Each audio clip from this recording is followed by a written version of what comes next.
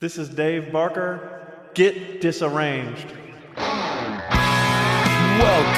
to the Disarrangement, hosted by the two coolest cats around, Austin Blakely and Nick Branscombe.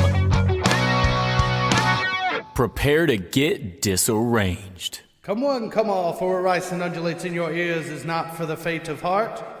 Behold, this is the Disarrangement with your host, Austin Blakely and Nick Branscombe. How's it hanging, Nick? Greetings, friends of Earth and beyond. Nick, unfortunately, I don't have a joke for you today. Well, I am sorry. a joke, so it's okay. But we do have an awesome guest today. And is it okay if I just call you Dave? Of Or course. should we use your proper name? So Dave is totally Dave. fine. We're going with Dave. Mr. Dave Baca. Thanks for joining us, sir. Do you have any dad jokes? Me? No. No jokes Could it today. be like dirt? You can dirty jokes. It doesn't have to be dad. Dirty necessarily. jokes. Yeah. They just come from nowhere. You might get one. Oh, You might not. You can't. If you're It's put on the situation. spot. If it happens, it happens. Okay. It's all all right. situational. So how you been, man? Good. You been doing good? How about yourself? I'm trying to do good. It's wet outside, so if y'all hear the rain come in, we're not soundproof yet. So, but yeah, other than the weather, I'm great. Actually, and Nick saw me do this a little bit. I was working on. I got a fiddle or a violin, whatever you want to call it. I got a fiddle. So interesting enough, my brother had found it before I went to Galax and was like, "Hey, take this with you. See if anyone at the Galax Fiddlers Convention knows anything about it, and bring me back some information if you can." And I'm like, "Okay, whatever." So I talked to a guy named John Garris, and of course let my uncle see it. And they tell me it's a pretty good fiddle. It's just completely disassembled. Yeah. Like Okay. other than the top and the bottom and all that stuff. But anyway, so it was one of those situations. It's like, well, right now we can't hear it. We can't do like. Yeah. So right now it's worth a lot less than it probably is worth. And I was like, okay. So I just gave my brother a little bit of money, and he was cool with it. He made money on it. So I've had it in the case and just waiting to kind of figure out how to put it together. Yeah. I had no idea that they had a thing called a sound post. And it's this post that like touches the top and the bottom of the violin, and you have to have like special tools to set it. It's like building a boat in a bottle. Yeah. It's kind of weird. So Ralph showed me how to set that up, and we got it playing. It actually sounded okay, even though I got some shitty strings for it. Yeah. Well, that's kind of like I used to stick a guitar against the wall, and like the headstock. And Oh you can yeah, hear the it in the wall a vibration. little You bit. can hear it in the wall. Yeah, exactly. Huh. It's exactly the same deal. So it's like evidently under the pressure of the strings and vibration wise, you have to have some sort of support Okay. between Yeah, where like acoustic guitars have a lot of bracing. Yeah, I had no idea. Either. I had no idea. It's you learn something new every day. But that's pretty much the only interesting thing I've had going on. What about you, Nick? I know you was teaching today, but Yes. Well, I was supposed to, speaking of the rain, remember last podcast we were talking about me shooting a music video for Stillwater Junction, which was supposed to happen yesterday, but they rescheduled it because of rain, and it was raining like yesterday morning. I think like throughout the, most of the day it was actually fine, but he was worried about like, he wanted a bunch of bikers and hot rods and stuff in the video, and he was worried about he didn't want to get wet. them getting wet, and like it's a long kind of driveway into the venue and stuff like that. So so we rescheduled it for September 4th. But no, yeah, I've here recently now. So the Dave, I've known him for a good while now. Well, really, Wonderful guitar player. yes, Quarter And of his singer. life. He can sing too. and yeah, I think at my very first gig at Plum Crazies, and this was before Blakely was in the band Black Diamond. That I remember that I was Plum in. Crazies. Yes, But I remember you did this. play with us at Plum Plum Crazies, but Crazies. this was the first time we played there before you were in the band. And but there was like that all day festival thing and that they were doing there, and your band was playing it. Yeah, I'm we were pretty in it sure. too, yeah. But I didn't really know much about you or anything until we started. We formed the band the Terrible Twos in 2016, and we've been going strong ever since then. But here recently we have gone through a little bit of a lineup change. Says most of you know, I am a guitar player by heart and by design. But By design. but here My DNA was formed to be a well, guitar player. actually, the reason I was even in Terrible Twos in the first place was because y'all were looking for a bass player, because you and your brother Ben and my dad had gotten together. I don't know if y'all ever got together once before. No, me. I don't think we ever. Before I It ever was came just to a do. I think we were at just that point. talking because we worked together. Okay, me yeah. and Jake, so we just Oh, kind of okay. threw it back and I forth didn't know y'all worked together. for about a year. Yeah, yeah, and so I think y'all were thinking of bass players to come in and play with you guys, and it must have struck Dad to be like a year prior to that, I had bought a bass just cause, and Dad Every was, guitar player needs a bass. and Dad was like, well, Nick has a bass, and he can sing. So let's just get him in the band. Yeah, I And was remember like, that, okay. and that's when I started pushing for you. Yeah. He was wondering about somebody else, and then he was like, "Well, he may not be interested in us." But when he brought you up, I said, "Yeah," because he can sing and everything. So Yeah, and so I ended up Just fit. so just fit. since then, Like a I've been glove. the Like Dave. a glove. Dave's been the guitar player and one of the vocalists in the band, and I was playing bass and singing. But our drummer recently, Ben, is kind of going through some medical stuff with his ear and everything, and he was feeling like maybe it might be time just to take a step back for a while, and so now it's like people know that I have a drum set now too, so it's he like plays everything. so He can play it all. so now it's like, well, Nick, we're gonna move you to drums, and we're gonna bring in our good friend Austin Needham is Y'all know now, Austin Needham. yeah, is playing bass. He's taken my role of playing bass in the Terrible Twos now. So so we got that going on, and then so I'm having to learn all these songs on drums, and So We I got already our had work him on cut out bass. for and Needham's having to learn all of them on bass, and also too, Needham's like playing in another band as well, or actually a couple more other bands, and so About he's got a lot 5 on his more. plate, and so yeah, it's been a little hectic the last couple weeks, but once we do have a show, Terrible Twos does have a show on September 10th at Foothills Grill and Tap in King, and that'll be the Foothills debut Grill of and me on drums and Tap. Needham on bass. And then the following week we have a gig September 17th at Break Time, and our opening band is going to be well, I guess is it the debut? Live yeah. debut Yeah, of it'll your band technically- Omnisci. It'll technically be I don't know the if I told you debut. about that. Yes, Jake did. Okay, yeah. So So hopefully we do terrible, and then that way y'all We won't look can so come bad. save it. No, it's we did have a gig booked that weekend on the Sunday, so it kind of worked perfect because it fell on a weekend that our singer Chance and bass player Lionel, they work the same schedule at different Yeah.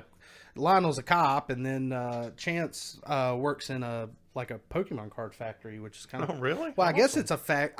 They cut a bunch of stuff up there. Yeah. But basically, they're manufacturing the image that goes on the card, Oh, cool. Yeah. and then that gets shipped somewhere else to be turned into cards, which is really cool. But also, kind of on the, you got to be careful when you're working with a company as big as I think it's Game Freak, Nintendo. Basically, so it's not like he gets to take any home. You can't that leak was anything. my first thing was I want a sheet. I just want a sheet of uncut Pokemon cards. Uncut cards. And he's like, dude, that's like a felony waiting to happen. And I was like, really? And he's like, nah, people will pop up on eBay with those, and legitimately, the FBI is knocking on their door the next day. It's that serious. But evidently, they sell for tens of thousands of dollars, depending on what it is. Yeah, I can believe it. But I was thinking of it just to frame it and hang it, Yeah. but nah, not a felony. I don't want that. But anyway, so they work the same schedule as far as their days on and days off, because it's kind of weird. But it perfectly fell on a weekend, and they're like, hell yeah, let's just bang out the whole weekend. The whole weekend. And interesting enough, the Tuesday after, I've got a gig in Mint Hill at Stooges with Jam. oh yeah. So I'm gonna, Yeah. ooh, I'm excited for Needham though, because Needham's starting to get more into playing in general, just actually, not that he wasn't Getting playing back before, into it, yeah. but it's like seeing his face talk about all this stuff. He talks like it's a lot, but you can tell he's excited. And I just love seeing it. I love seeing a musician have a reason Yeah. to push himself at this point. It's freaking awesome. So you go need him. Go need him for taking on what he's taking on. He's got a lot of work to do. He's got a lot of work to do, but in a short time. But the man can do it. But he definitely can do it. Oh yeah, he can do it. And we had our first practice, the other day with that version of the lineup, and I thought in the short amount of time that he had to kind of nail all these songs down, because I think we jammed like 15 songs more maybe than that. or something like that. When did y'all send it to him? I sent so I called him like last Monday, because that's when Dad was telling me about. You literally had just a couple days. Yeah, and then I was trying to make it a little easier on him, so I sat down in my living room and filmed me playing through all the songs on bass. Yeah. And sent it to him. So at least he's got something to kind of go off of. Yeah, visual thing there, but that helps when you've got that many songs. Yeah, because that's what a lot of people don't realize too, is like as a band you don't really know. It depends on the band, but you don't really know how long it takes to build up all those songs and then be prepared to play them at any time. Yeah, and that's really what we've been going through with Omnicide, because obviously we're writing stuff, but we needed a way to fill a set, so obviously cover music's the best way to do that. So we wanted to kind of come out, and I guess that's kind of what we're doing, but the idea was to, once we start, going and playing gigs, we want to hit it hard. That was the whole idea, so we didn't want any setbacks. So we've been jamming for probably 4 or 5 months. Yeah, that's the way I like to do it too. Get it where tight. you're, and then go off, but we don't have a choice in this situation. We the situation. Do it and get ready as quick as we can. Well, I think, honestly, as far as what's around here, Needham's a good choice for sure. Oh, yeah. I can definitely say the timing probably isn't the best, just for the situation of learning that many songs. But because he's also I told him I was like, just overwork yourself, literally. Yeah, because that's what he wants to be doing. Just do it every day. Go ahead and do it. He's also performing bass too with the Jason Leak band. He's a local country artist here in the Triad area, and so he's having to learn all those songs too. Now those songs may not be quite as intricate, some of them he already knew, yeah, which was good. So but it also sounds like you and him maybe swapping some gigs there. At least that's what he was telling me. Yeah, he called me almost right after you had called me about the Terrible Twos gig, and he called me and was like, look, so obviously I might run into an issue of, like, if something got double booked or whatever, to where I can't play one and I have to choose one. He goes, I'm probably going to choose Terrible Twos. So he doesn't have a choice, really. Could you potentially fill in bass there if something happened? And I was like, all right, I told Zach I would. like just let me know, send me a set, whatever. But yeah, so we're getting it done. Jason Leak Band is gonna have a bass player no matter what. It's kind of like a sports team. Somebody just comes in. I've been Blakely's he's on the practice squad. I'm on the practice squad. He's about to make it. my uncle kind of put this philosophy, and this would explain a lot of what Lucas is, our drummer in Omnicide, what he's doing, because he's in Push Button Apocalypse. He's in a band called McBurgess, which is him, Django, and Gus.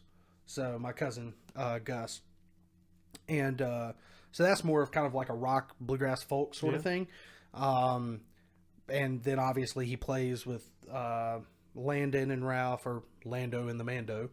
And he jumps in on as many gigs as he can, but my uncle has always said, just play with as many people as you possibly can. Yeah. And once I started taking that seriously, I was like, there's so much stuff that I have not learned because I had no reason to learn it. Right. And it's pushing me to do things, and I think it'll do good for Needham too.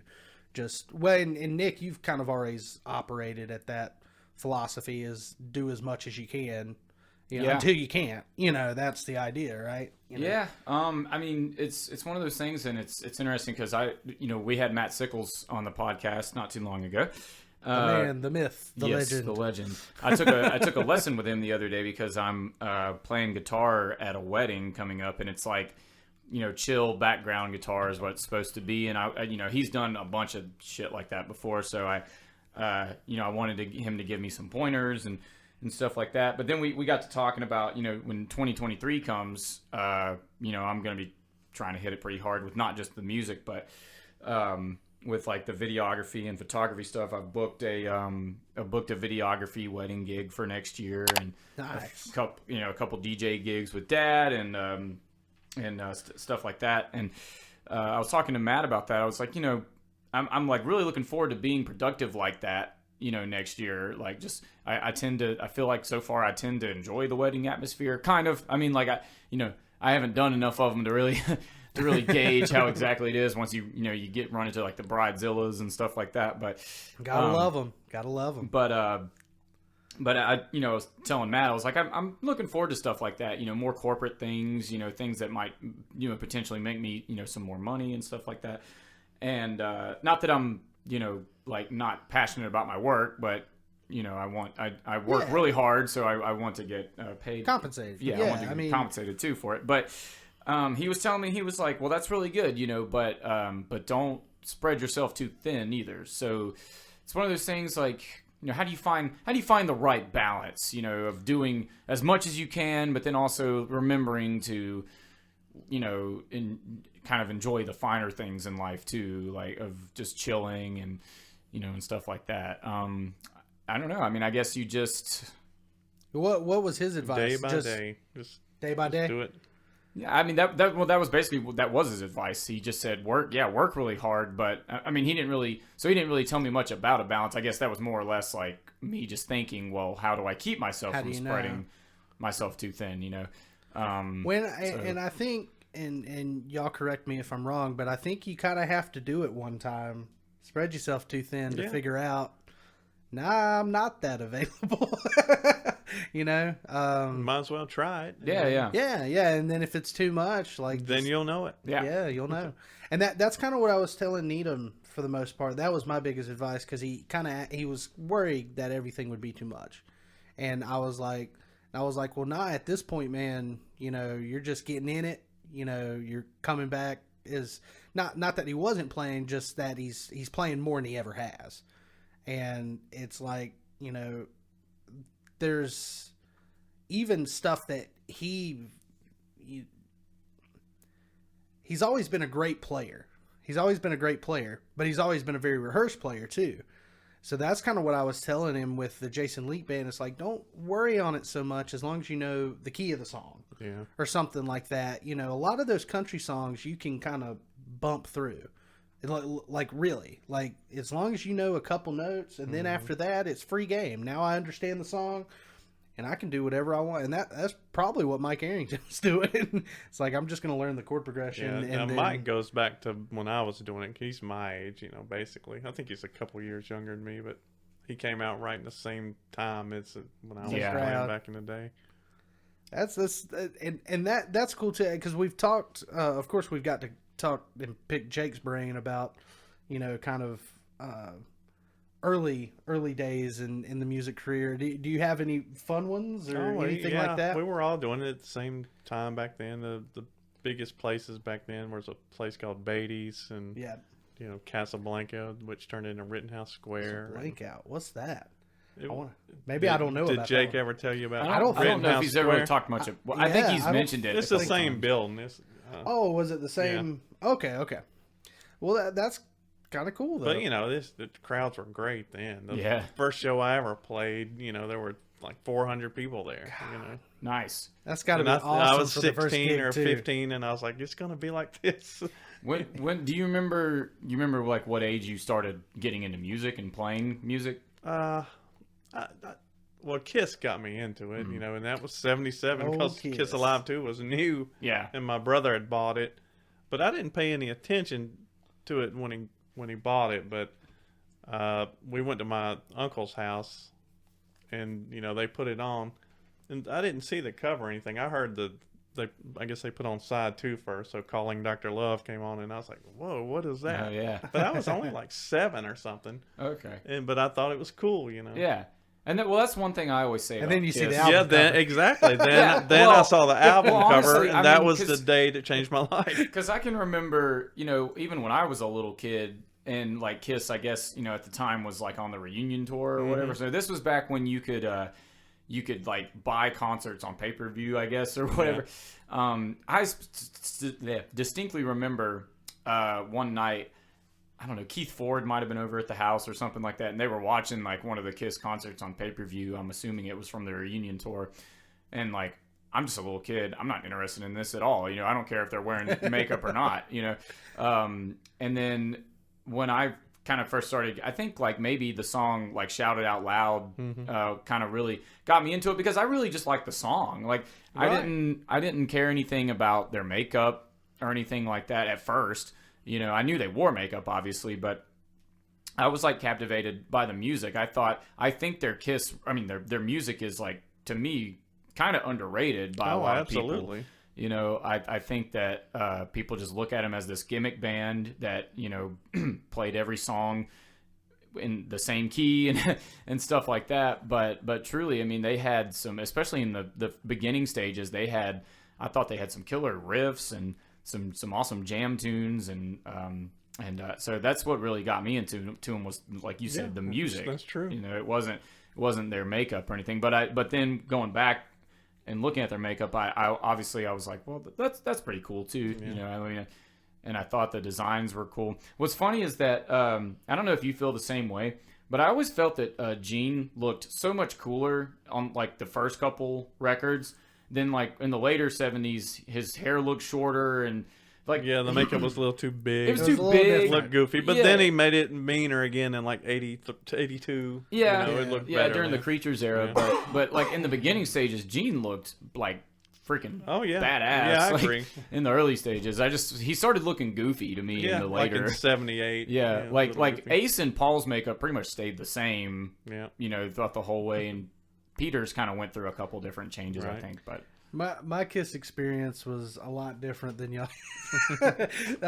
When obviously I've always known that Nick's been a bigger fan of Kiss than I am, but I've never disrespected Kiss. Right. I've always loved it. But I think the reason is because of what I got introduced initially. Yeah. Like so y'all were talking about hearing it before really ever Yeah. really noticing and seeing it.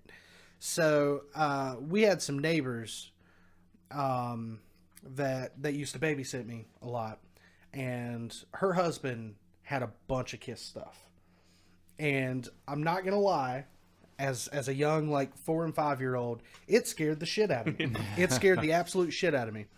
And so I'd still, up until that point, like just never heard Kiss, never understood it. Yeah. I just saw that and I was like, this is straight up black metal shit. Like this is demons. They're coming to get me. That's how a lot of moms in the 70s felt too. Yeah. Oh, well, yeah. that just image. Like that. If I don't listen to it, that was my first impression as a young child. And then I can't remember. I was maybe 10 or so. But I had heard it was Lick It Up. And saw that video, and then saw more stuff from that era. Yeah. And so I'm seeing Kiss without any makeup. Right. And so I was like, this is cool. Like I'm fine with this. And then I come to find out, like later on, I was between 10 and 11, and then I made the connection. That's the same band. I made the connection. I was like, no, those were the demons. Yeah.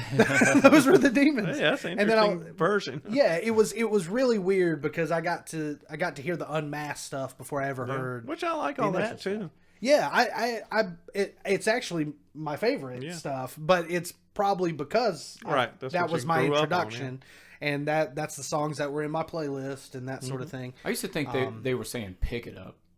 Pick it up. Pick it up. That's what your mom told you. So it's stuck in your brain. It was Lick It Up, and what was the other one that I used to like a lot? It was it Heaven's on Fire? Yeah. Was that it? Okay. Yeah, I don't know if that was not the same album. It's not the same album, but the same era. That was a different guitar player, I think. Yeah. But anyways, Lick It Up was Vinnie Vincent. and then good old Vinnie Vincent. Heavens on Fire was Mark St. John, but he only played on the album. I don't think he toured with the band. Yeah, because he started developing hand problems. So then honestly, they got Bruce Kulick.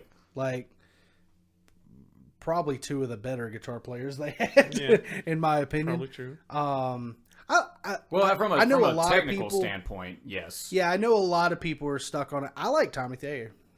I don't hate Tommy Thayer. I think unpopular opinion, but I think people like justifiably don't like him. But for me, it's like, it's not that he's intentionally going up there and just like trying to steal everything Ace does. I think he's a Kiss fan like we all are. Yeah. Well, that's what it seems like. That's what Gene and Paul told him to do when he joined the band. I think if he changed solos, he would. He thinks he had messed the songs up, and he's probably right.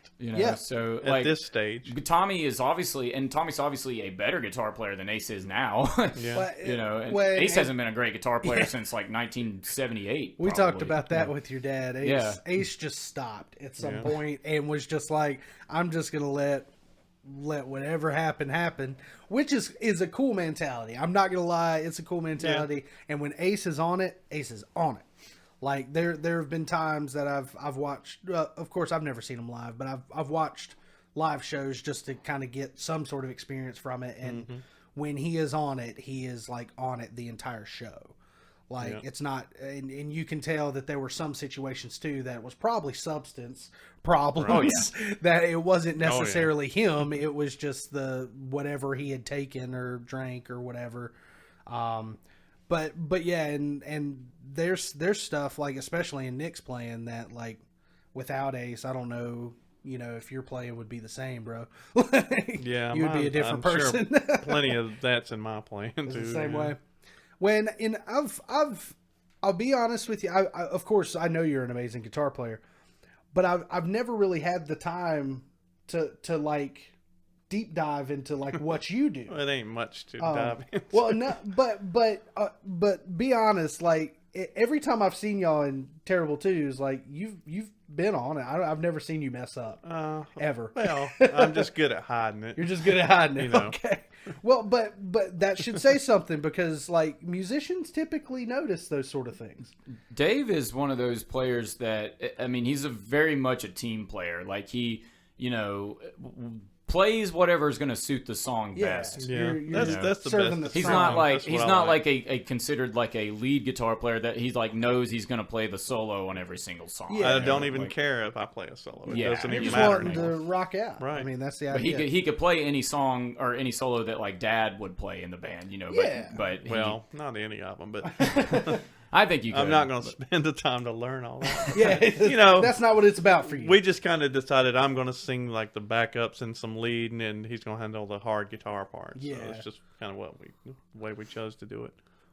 He said, Dad or Jake, you do all the hard stuff. Exactly.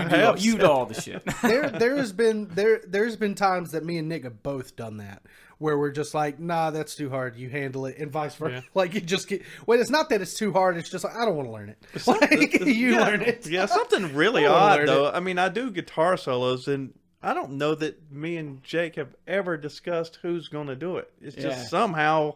You just one of us knows who's going to do it. I don't know how that happens. And it could be I don't know how many of the in the set that y'all already previously knew.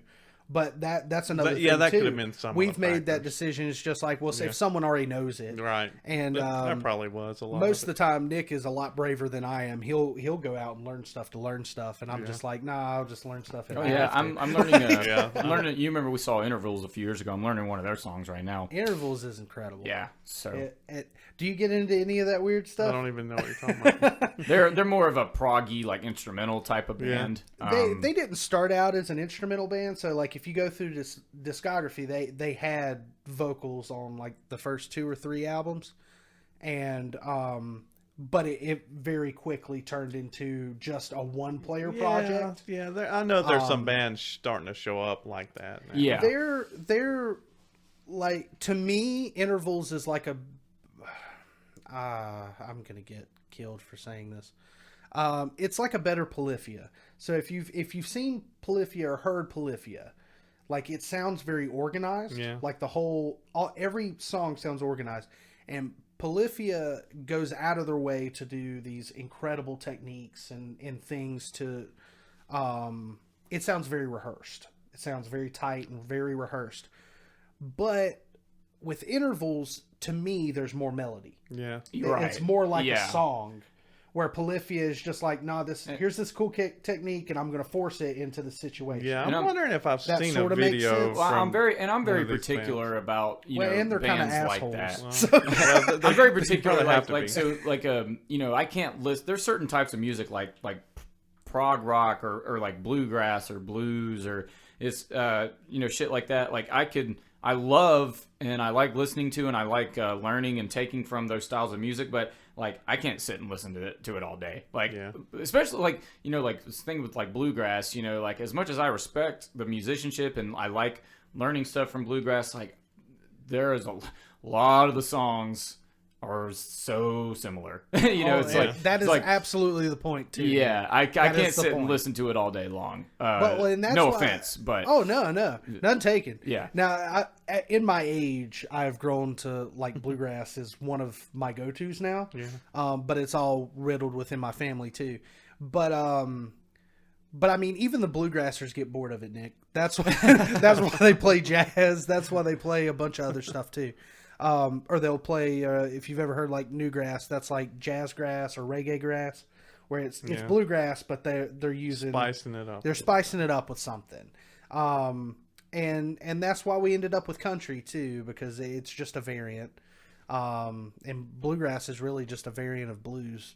Yeah. I mean, I mean, all that music, that old music could be older than the blues. You could root it back. And that's what rock but is. But it's basically blues. Yeah. So it all comes from the same place. Yeah. I find that bluegrass is a style that is very serving to many brands of playing. Mm-hmm. So I never feel guilty learning bluegrass licks or songs or things like that, because in some way or another, I can connect it to something else. I always have been.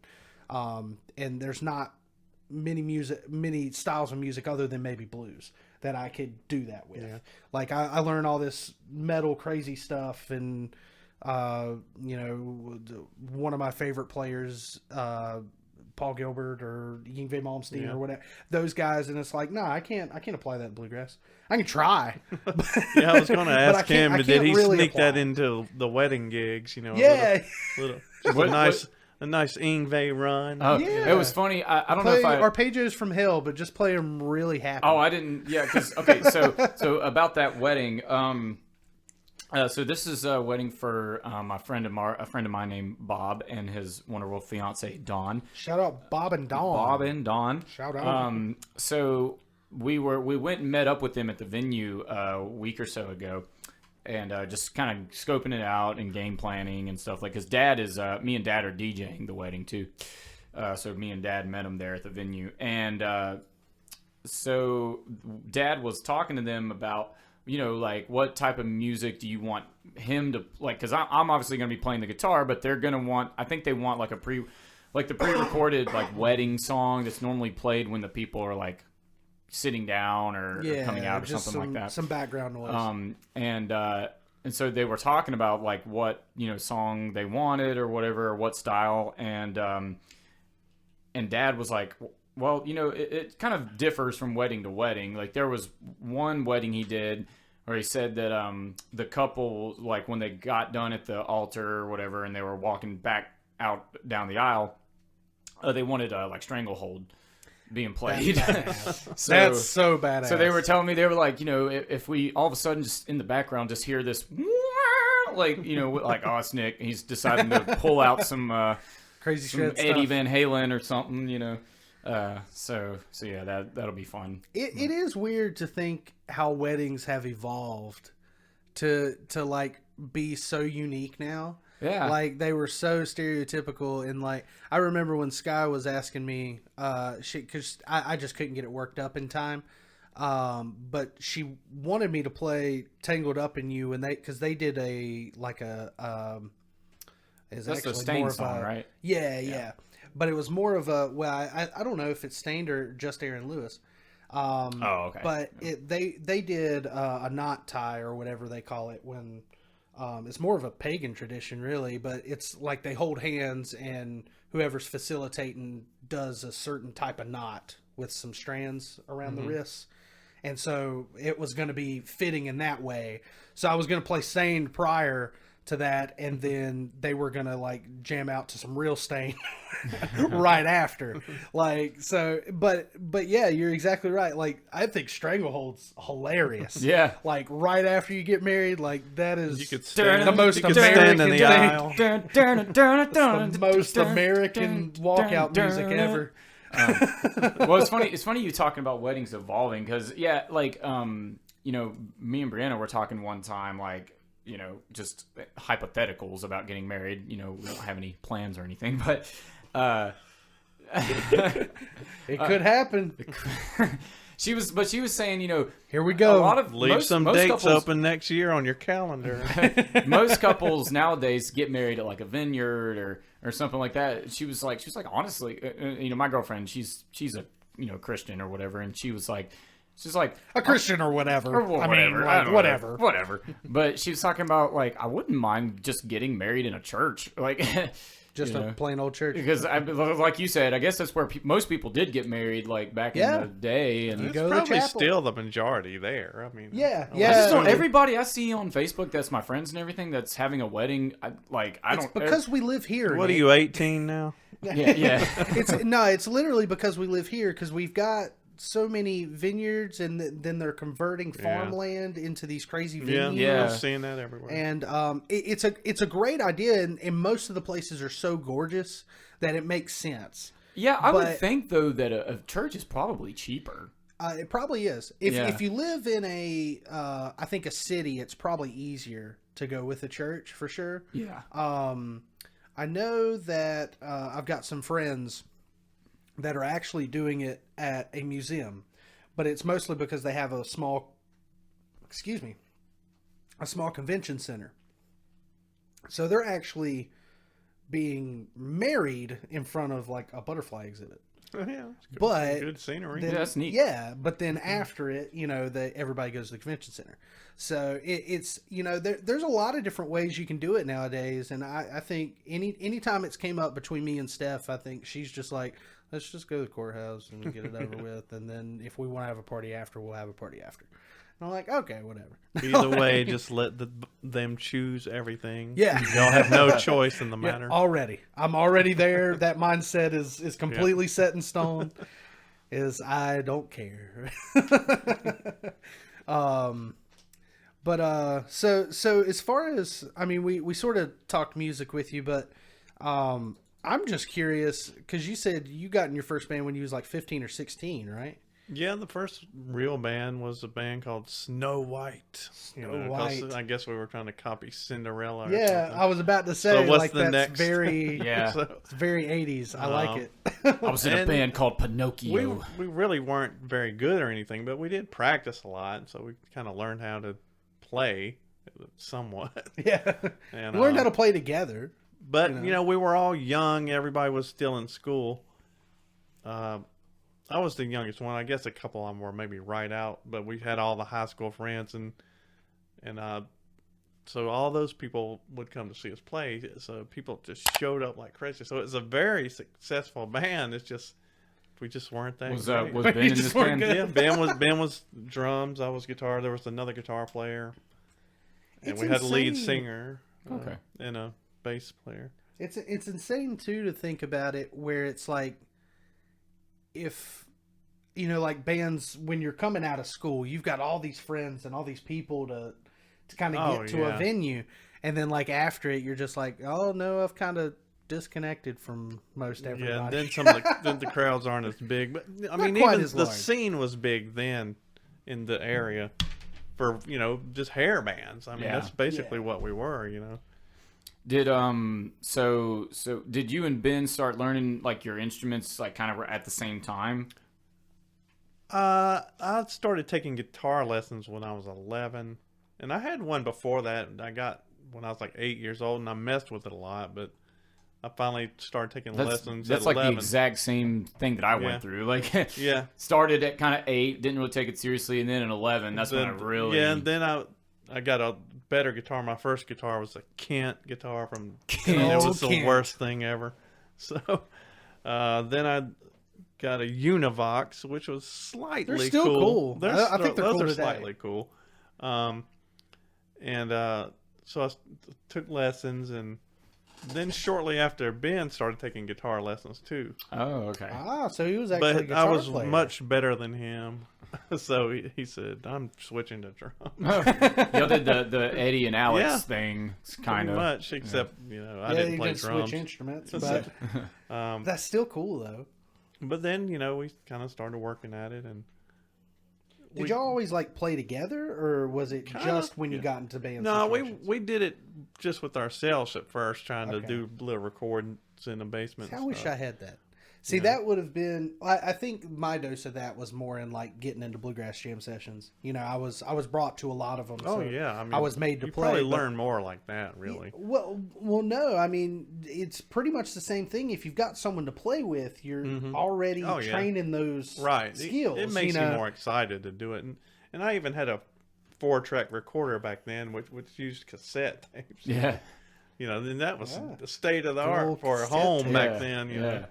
And I'd make all these recordings, and I'd overdub myself. It's just wasn't there though like one band I think you've played in where you and Ben weren't together? Wasn't it a band you played in with like Bob? That was a band called Heaven's Sake. Okay, yeah. That's a cool name. Yeah. Heaven's Sake. Yep. Yeah, that I think cool I still have band the CD somewhere in my. We made in my 2 apartment. CDs.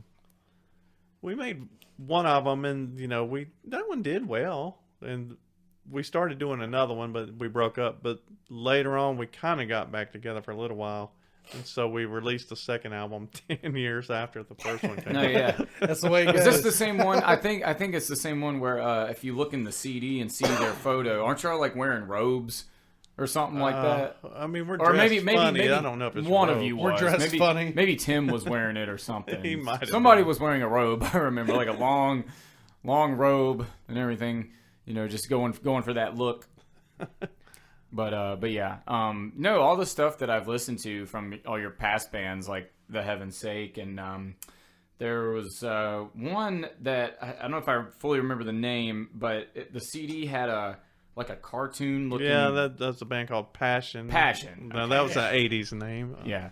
But that was actually the best-selling CD I've ever done. Okay. Yeah. It's kind of funny. We those things sold good at shows and stuff, but then, I don't know how many years later it was, 10 or 15, the studio I recorded called me and said, "Do you have any more of those CDs?" And I said, "I got some." Then he said, "Well, there's people asking for them," and I was like, What? So cool though. But people are paying like $50 each for them. It's like, Oh my gosh. there was this phase where everybody was wanting rare hair metal type bands, and they were buying it off eBay. And I even saw one of them Snow White CDs for $60 something. Oh, nice. Jesus, So- that is Were so y'all cool though. were y'all on any kind of label at all? The first Passion CD and the first Heaven's Sake CD were on that label for the studio. Oh, They okay. had something called Rock Duster Records, and Oh, okay. Cool. it didn't really mean much.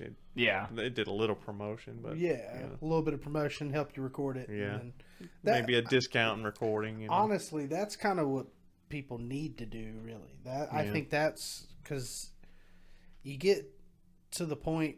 If you can get to the point where you're, wanting to record and things like that, and you don't get discovered or whatever it is. I don't know how to do it now. all that stuff, it gets so tricky, man. It's Like those different contracts now. are insane. Like I don't know how people can sign their life away so quickly. Yeah, I mean, you may be better off just doing it all yourself now. I really don't know. There's a lot of bands doing that.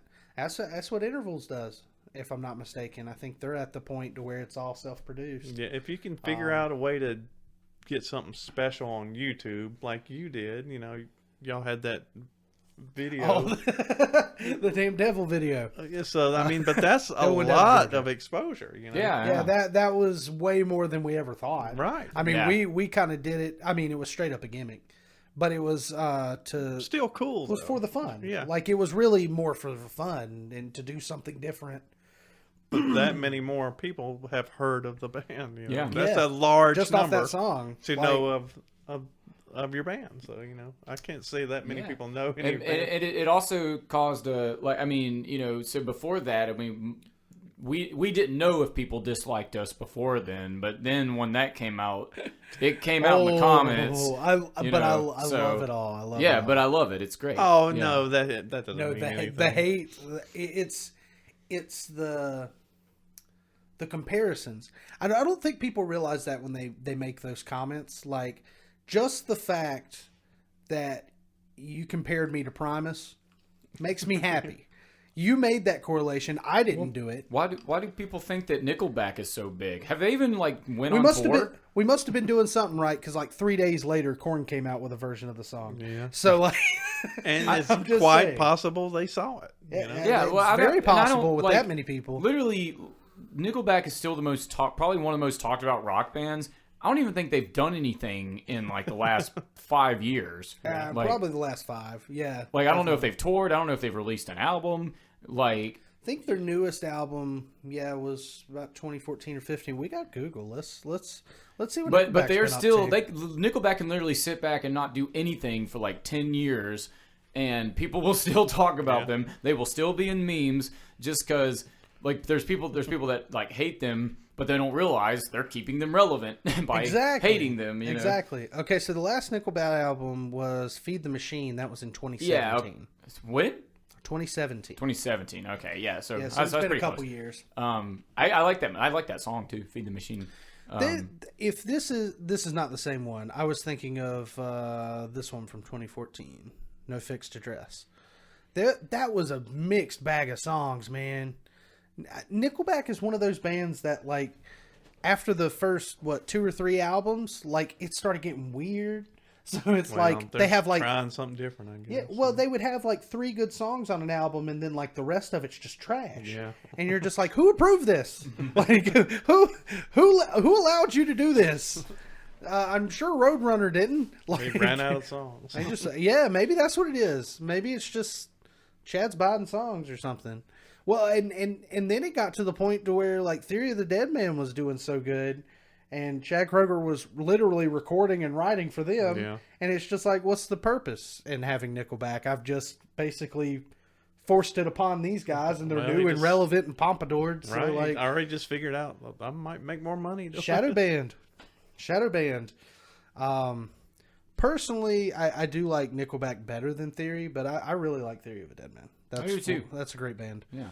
I don't think they've released anything that's been all that great in the last few years, but And they were questionable too. They were like, you get an album and you're just like, there's 5 songs on this album.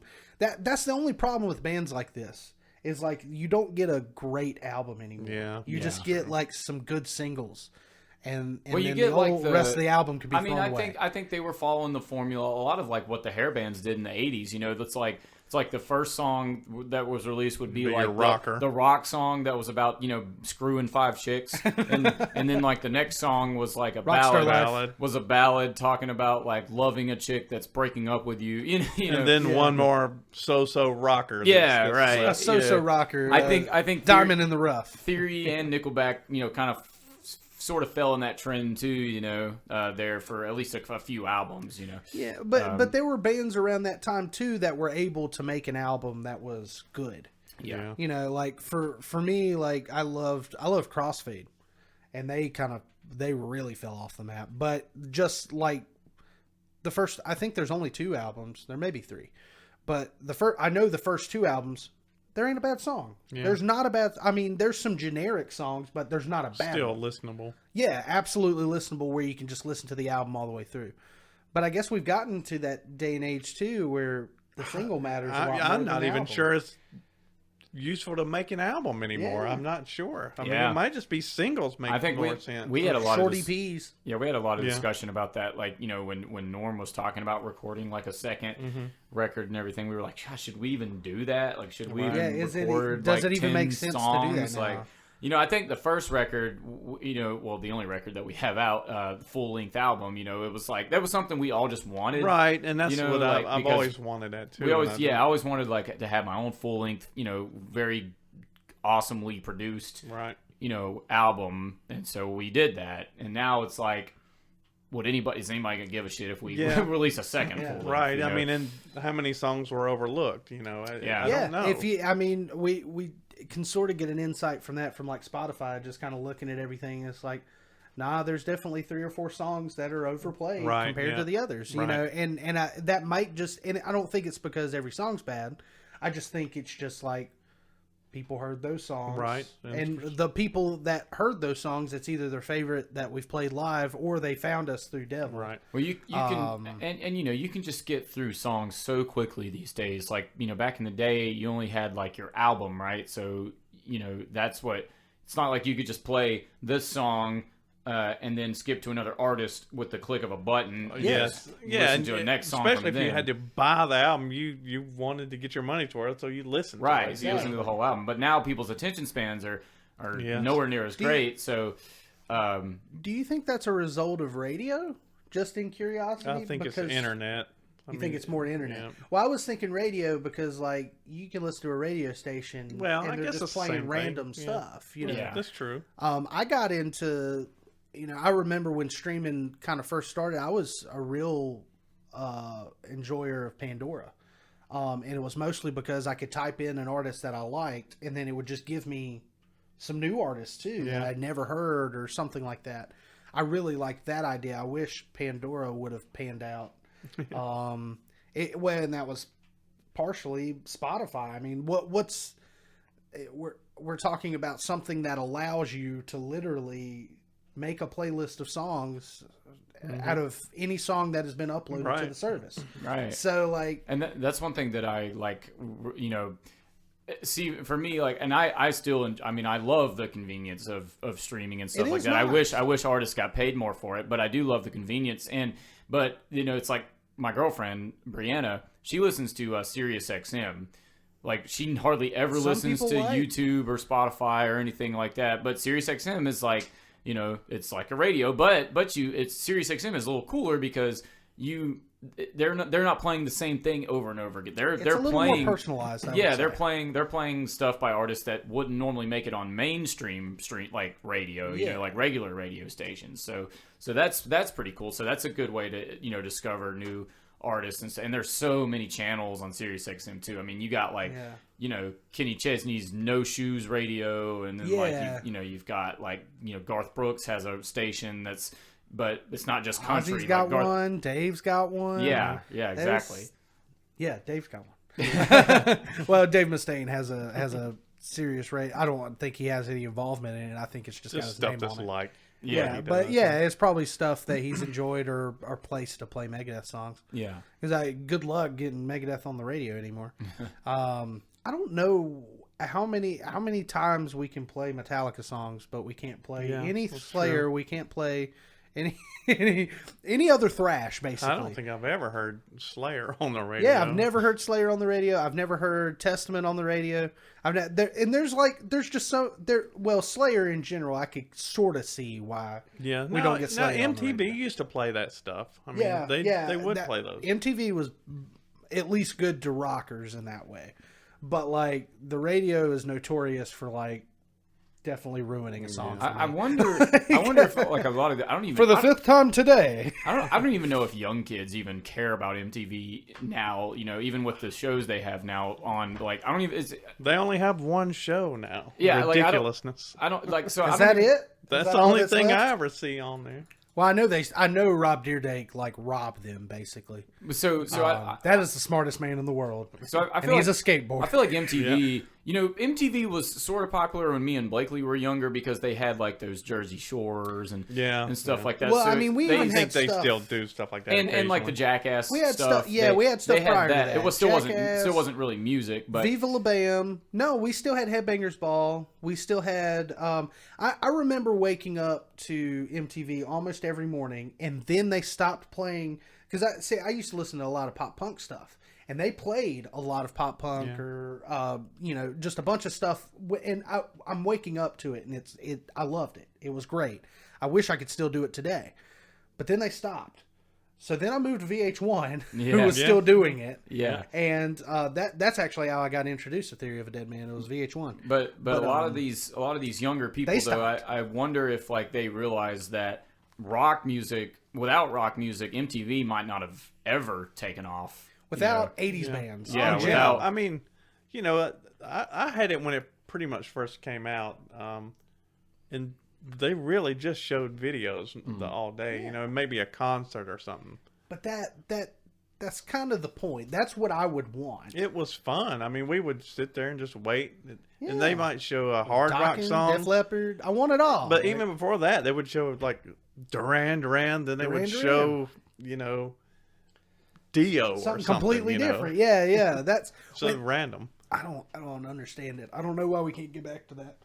I mean, that was really fun because even the bad videos you watch and laugh. Nobody at would care about it anymore. Like video, if you had a whole thing of videos, because I mean, you can just go on YouTube and watch all your favorite videos. I guess that's why it's not there. But here's the thing. Here's the thing, though, is that people will absolutely go on YouTube, and I'm notorious for this too. I did it today. People will still go on YouTube and watch a reaction video. Oh, I do it. Which is someone watching somebody. Yeah, I've done that. And I did it twice today. And it's just because I like that individual and I wanted to see that content, so I got it at the same time. It's kind of like a dual threat thing. But at the same time, it's like, what the hell is MTV doing? Why don't they... I mean, we talked about Beavis and Butthead, like, introducing, like, Teen Mom or something like that. It's just, well, it's on MTV. Well, what's this or whatever, and then it just zooms into Teen Mom or whatever. Well, why can't you do that with a video? Why can't you have Beavis and Butthead talking the entire time? It would be even more hilarious. Yeah, because I knew they did that in the show. They sort of let Beavis and Butthead rip a little bit, but if they did it like just make MTV that. For the rest of time, and that would be absolutely just watching fine. Music videos like all day, and that's the whole their commentary. That's the whole concept. That would absolutely kill. Or with real people, get some couple of people that have a good personality. Well, also, Rob Deerdank. Another thing to think about too is would that really matter? Any of that really matter at the end of the day? Because here in the next like 10 to 20 years, like we're probably not even going to have like regular channels like from a cable box. I mean, it's all going to be streaming services. Yeah, there's probably not going to be anything known as a music video at that you point. You select whatever there's you want to see. There's going to be an MTV Plus. Like each channel now is just going to have their own Plus streaming service. Yeah, you're going to get to that point to where it's just like, okay, I'm going to a concert. And then you put on the said helmet and you're at concert. And then they'll do one concert and they can make, $10 million from one show if that many people pay to watch it. And it would probably continue to keep selling. I mean, you could play the same concert and still feel like you're there over and over and over again. That is endless neat. Content. That's neat that you'd be able to like see it and stuff like that in person, but that's really not too much different than like say Elvis doing his Hawaii broadcast from like all over the world, so people could watch it like from home. That was a big event, to do something like that. Back then. Yeah. I mean, events like that probably wouldn't be as heavily promoted because it's going to be on not that hard. Even if it's a virtual concert, it's going to be on YouTube like 5 minutes later. It's going to be streaming live to YouTube. Live on by Facebook. some idiot. But if you didn't when that was probably 73 or something like that. Yeah. So if you didn't see it then, you didn't see it. No, I hope I like if you didn't catch it when it happened. That happens with everything nowadays. I was just going through NFL reels on Instagram, and it was like Reels get so like They get so freaking jumbled up. I know they get jumbled up, but I can't remember what like got me watching them, but I was like, I haven't caught any of the preseason games. Yeah. And that got me caught up. So Legitimately, is is all I needed to know. Yeah. I mean, all I I've done needed that to know before. happened in all those reels. Like, except for the whole Matt Carell getting hurt sort of thing, you know, which nobody cares about Matt Carell except for us. But yeah, other than that, like, I got caught up. Like, okay, I kind of know what happened. Like, but I think we're really close to like getting into that Matrix area where it's just like, yeah, you don't have to leave the pod. I mean, like, if y'all could have really experienced how cool it was in the 70s and 80s, I think you would prefer it. We probably would. Yeah. And I think most everyone still sort of does. Yeah. But the weird thing, But you can't go back. Even I don't. exactly. Yeah, everything we can't is go back. Everything is just way too convenient. Right. now, Even I don't yeah. want to go back, but I do. But it's like, well, I don't want to be without the internet. Yeah, I do, but if I did, Yeah. that's the thing. See, like I do, but even, if I did, even like maybe 5 years ago, I would think to myself, like, you know, like honestly, I could just go back to having a cell phone that had like the QWERTY keyboard and just, you know, text that way, and that'd be all I need. But then I was thinking, well, what if I need to upload something to, you know, Facebook like right then and there, you know? So I guess I'll keep the smartphone. But you know, so sometimes I do like kind of yearn for some Old school. lesser technologically advanced times, but then other times it's like, I don't know, just it's too convenient. You know, I legitimately miss my flip phone. Well, he wish- made fun of me for years because Dave, I still Dave had didn't get one. he actually didn't get a smartphone until like what 2020 or something like that. Something like he that. still had a flip phone until till like I'm 2020. weird. I hate carrying things, and I get it. You know, it's just I used to hate carrying a wallet. You know, anything. I just couldn't stand things on me. Yeah. Wait, But- just out of curiosity, because I know you said you hate carrying a wallet, did you use one of those clips? No, Like a I money mean, clip? I would carry it when I had to, but I just Yeah. normally don't. Yeah, I think with the flip phone, I don't know. I just really I had a Motorola. It was a purple phone actually. It was hilarious because I remember I didn't have a cell phone for a long, long time. Mm-hmm. Like when people started getting like actual phones, I was probably 12. Like when you'd actually see a kid like with a phone, where you know it had been around. And a lot of adults that were working in a professional environment needed it. But, those were more the brick phones, I would say. Yeah. I would call them the bricks. And then once it got to a point where like now everybody's equipping their kids with them because of convenience, really. It's an easy way to keep up with your kid. It's an easy way to figure out where they're at, what they're doing, that sort of thing. Or if they need help, they've got a lifeline. Right. So I remember my mom was still pretty persistent on me not having a cell phone. and it was more for cost, but I didn't go anywhere either. So that was a whole nother, it didn't really make sense. But I remember Cody's mom, Keely, she had an open line on her account. So she was, the way those contracts worked, it's not like she could close it out and save money. Like that contract was gonna keep going. Yeah. You know, she was still gonna have to pay for the line whether it was being used or not. And I remember her going. She just told me one day. She goes, "I ordered you a phone," and I was like, "What?" And she's like, "No, I ordered you a phone, and it'll be here soon." And she got Cody one too. That same time, she got Cody a new phone. I think he had a phone before I did, and when they got here, I think they were both supposed to be black Motorola flip phones, but they were sort of like the Razors. They weren't razors, but they were like rounded razors. They weren't quite as Pretty sharp. much actually like the exact same first cell phone I had was like it wasn't like a full blown razor, but it was might the as well Razor's- have been a razor. It was the razor but- style. Yeah, it might as well have been a razor, but it was whatever the free phone from Verizon was. But it was supposed to be two black ones, but one was black and one was purple. And I freaked out over the purple one. I was like, "Cody, you cool with me getting the purple one?" He's like, "I don't care." And so I had a purple phone for the longest time, and I kept that phone. I remember that phone died on me once, Yeah. and I was like, Keely, my phone's dead or whatever. And she's like, we'll just get you a new one. I was like, no.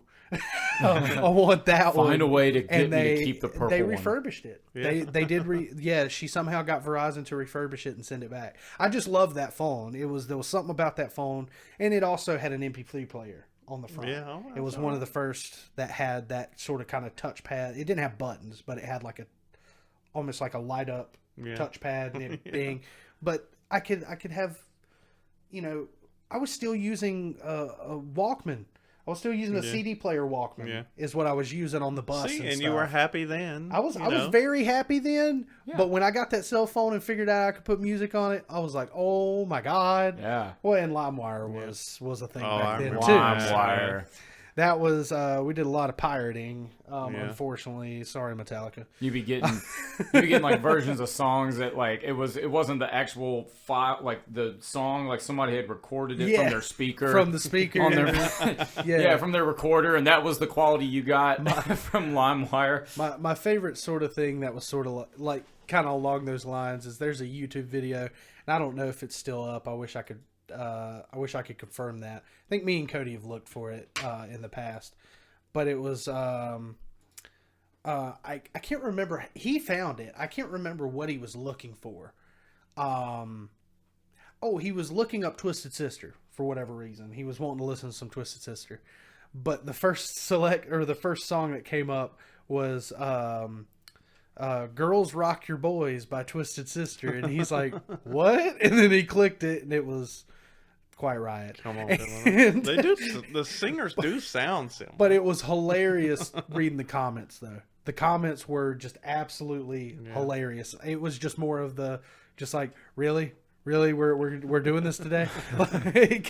and finally it got to the point where the guy who had posted, he's like, guys, I know it's Quiet Riot. I was an idiot when I was little or whatever, and somehow it wasn't taken down at that. I guess they didn't see it as a big copyright sort of thing back then.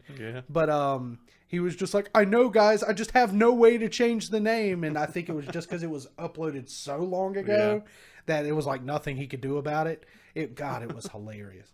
But yeah, the same stuff kind of happened on LimeWire, just there was no comment section. It was just like, I'm hoping to get this one thing, and it's just like, nope, completely different thing, or it's really shitty quality. Cut it off halfway through the song. I think I said that because I actually used or someone's mixtape, like before streaming really became a thing. Like sometimes I would, but YouTube was still a thing. So I had that little Tascam recorder, and I would either like sit it up right beside the speaker, or I'd put a pair of headphones, so it's still in stereo. Yeah, so I would like record the song onto the Tascam, and then I'd put the Tascam on like my iTunes or whatever, and then I'd put it on my iPod, and that. So sometimes the quality of my were really shitty on my end from my own doing. But that is hilarious though. Yeah. Like it's hilarious that we were even going to those links to. Well, it's probably similar. That's what we did. Back it's probably similar to like putting you could do that with tapes, right? We did it with radio. I mean, Well, now they would sound okay if you actually had a stereo system, but you'd have to wait at because you think they're gonna play something, so you got your pause button ready. Yeah. And then you try to get the whole thing, and you let it go. Oh, that ain't it. Then you got to rewind it and reset it. Yeah. Man, the links. Did y'all ever when you were a kid, Blakely? Did you ever have like blank VHSs and like record shows from like the TV channels and stuff? I used to do that. I inherited a bunch. I used to do that with SpongeBob episodes. Like I don't know how legal. Looking back, I don't know how legal that was. No, it was completely illegal, but nobody knew. Nobody knew I was a kid. I didn't know any better. Nobody knew you were doing. That's the whole thing. Is yes, it's illegal, but how are you going to get caught doing it? Well, they made unless you're like. I mean, you could record on your VCR, Yeah, but like for example, like with the NFL, it is technically illegal. Oh well, yeah, that's true. Record. And I actually used to do that too. Everybody used to tape football games. Everybody used to do it. I think it's legal if it's for your own. Yes. Purposes. Well, I don't think it's necessarily legal, but I don't think you're ever going to get in trouble for it. Yeah. But if you start mass producing it and selling it, oh yeah, that's illegal. It's kind of like isn't it kind of like a similar concept with like game emulators, like. Yeah, so video game emulators. I don't know if you have any experience in this, Dave, but it's basically all your old favorite games someone has figured out a way to pull it off the cartridge or pull it from the CD or whatever, and they have the files that come off, and then they'll develop software to play them on a computer. So the legality of emulators or ROMs has to do with whether you own the game or not. So but once again, how would they ever know, though? Exactly. But I mean, if someone was ever to prosecute you, the problem is you cough a lot. Excuse me. You're gonna have to prove it. You don't want to admit it. COVID-19. No, you would have to prove it. That's the problem. So you'd have to go, here's my receipt. I bought this game on such and such day, and blah blah blah. But anyway, have your Spyro receipt from 1998. I know, right? Like, I bought this game how long ago? Or you could literally Frogger. Or you could literally say, I just bought this game on Facebook Marketplace 2 days ago. You know, and it's like have the conversation and the purchase or whatever. But what they do is like so you could have this big large library of stuff. But a lot of the problem is typically where you get it from. I think that's what determines things. So like, I'm not going to mention any sites, but there was a big site me and my friends have been using since we were probably 14. Mm-hmm. And typically we're doing like Game Boy games. So like Pokemon and there was some Dragon Ball Z games that were real good and things like that. But like none of us have the old Game Boys anymore, and we just don't have that stuff. I forgot all about Game Boys. That's the main things that we emulate typically. And so like for Nick, it would probably be like PlayStation stuff. It's just whatever you did in your childhood is what that's what you're looking out. for. Yeah. That's I had a couple Game Boys too, so I mean I liked a lot of the Game Boy games too. So, but you could emulate those. So that site in particular got attacked by Nintendo and was legally shut down. Yeah. I don't know the logistics of the court case because it was outside of the United States. So we have no idea really how Nintendo did that. But you would think it's like, no, just take all the Nintendo stuff down. But no, it shut down the entire site. Yeah. So, but there are other places to find those emulations. And there is, hardware that you can purchase to create your own. Anyone can develop the software, so it's not illegal to have the software. It's not like we're using Nintendo's software that they use to make. Can you make up your own games? You technically can. Maybe you should do in that standpoint, you technically would can. Be fun. The problem with making video games, or at least this is what I've discovered, is unless you've got a engine of some sort to build it on. We sort of got this when we talked to Ethan. Because what he's doing now is a lot of animated, in real life sort of situations. So, like the example he gave us is he was like doing a commercial and there's like an animated bear in the commercial doing something that a bear typically wouldn't. Or if you ever watch like the Geico commercials, the gecko is obviously animated, or digitally created. But what I'm trying to say is that's kind of what he's been into here lately. You kind of use the same things you would to make a video game to do that, to create it in real life. So you've got to have a substantial amount of knowledge and a substantial amount of software. Dude. Very expensive software to do stuff like that. Did you ever play Roller Coaster Tycoon? That was a great game. Love that game. It was a great game. I came across a YouTube video the other day. It really taught me how to get people hurt. how to lose money in 5 minutes. Yeah, how to lose a bunch of money in 5 minutes. But I came across a YouTube video, and the title of the video was very misleading. It was something like Roller Coaster Tycoon, great game, or something like that. So I was just thinking, oh, okay, I'm gonna go down a nostalgia kick right here and just watch this guy talk about Roller Coaster Tycoon. No, in the video he talked about like the guy that developed it and what all the codes and all the codes and shit that the dude used to develop it. Now, like I was literally felt like this guy was just speaking another language. I'm like, what the fuck does any of this mean? Like, I think back in the day it was harder to make video games than it is now. I bet so. Because like you've got software doing things for you that you've. I mean, there's these lines of random numbers and letters and symbols, and I'm like, Like what? I don't get it. I don't understand. Well, I still have Like, no clue how that can do anything. How does that create something? yeah. Like, How I can mean, you put numbers somewhere and make something move? yeah, and just make a You know? block appear like in graphic form. Like that's fucking and do crazy. something. You Like- know the code of the software. Yeah. So like the software is built to have all these capabilities, and then you as the engineer are supposed to know all the codes to create pretty much What anything it you'd ever does, want. Yeah. You know, so it's more of your knowledge within the software, really. And it's the same thing like Ethan was saying, like, and he's essentially doing the same thing. He's just not doing it with zeros and ones. Yeah. Kind of like everybody else was back in the day. He's doing it with real images, or he's taking some sort of figure that he's loading into it and then using the software to texture and build and create I mean, I had these things. I played Pong when it was new. Pong. Well, and yeah, that's a series of And it's zeros and ones. It's an addicting as shit game too. Pong's still to this day. I mean, if you go look at, I'm curious to look on my phone. I think it actually came out before I was born, but Yeah, because it was an arcade game Well, first. Right? I mean, but it's still well, it was made for home. it's even in the App Store is what I'm trying to Yeah, say. Like right. you can legitimately let me see, Pong. But I played it in in 75 or 76 or something. yeah, yeah, But I think it was because created you didn't have years the first before Pong. that. y'all didn't have like the first home consoles until like Atari, right? Right. 2600 or Yeah, whatever we it had was. we had Atari and then television. We Yeah. had them both. Yeah, but before that, Atari just had arcade games and actual like arcades and stuff. probably the Right. most Right. popular Pong game listed in the marketplace right now is a game called Brick Breaker Quest. It's just Pong with bricks. Yeah, and you knock one brick out at a time. yeah, I remember. 50 something like million downloads. So I mean, it's still relevant. that. It's nostalgic to somebody. It's still Yeah. very relevant. Well, the original Pong that I was seeing, and I think it's because it's only multiplayer, only had like 10,000 downloads. yeah, But you know, I think if you have a game that you're playing one you would player, need two computers.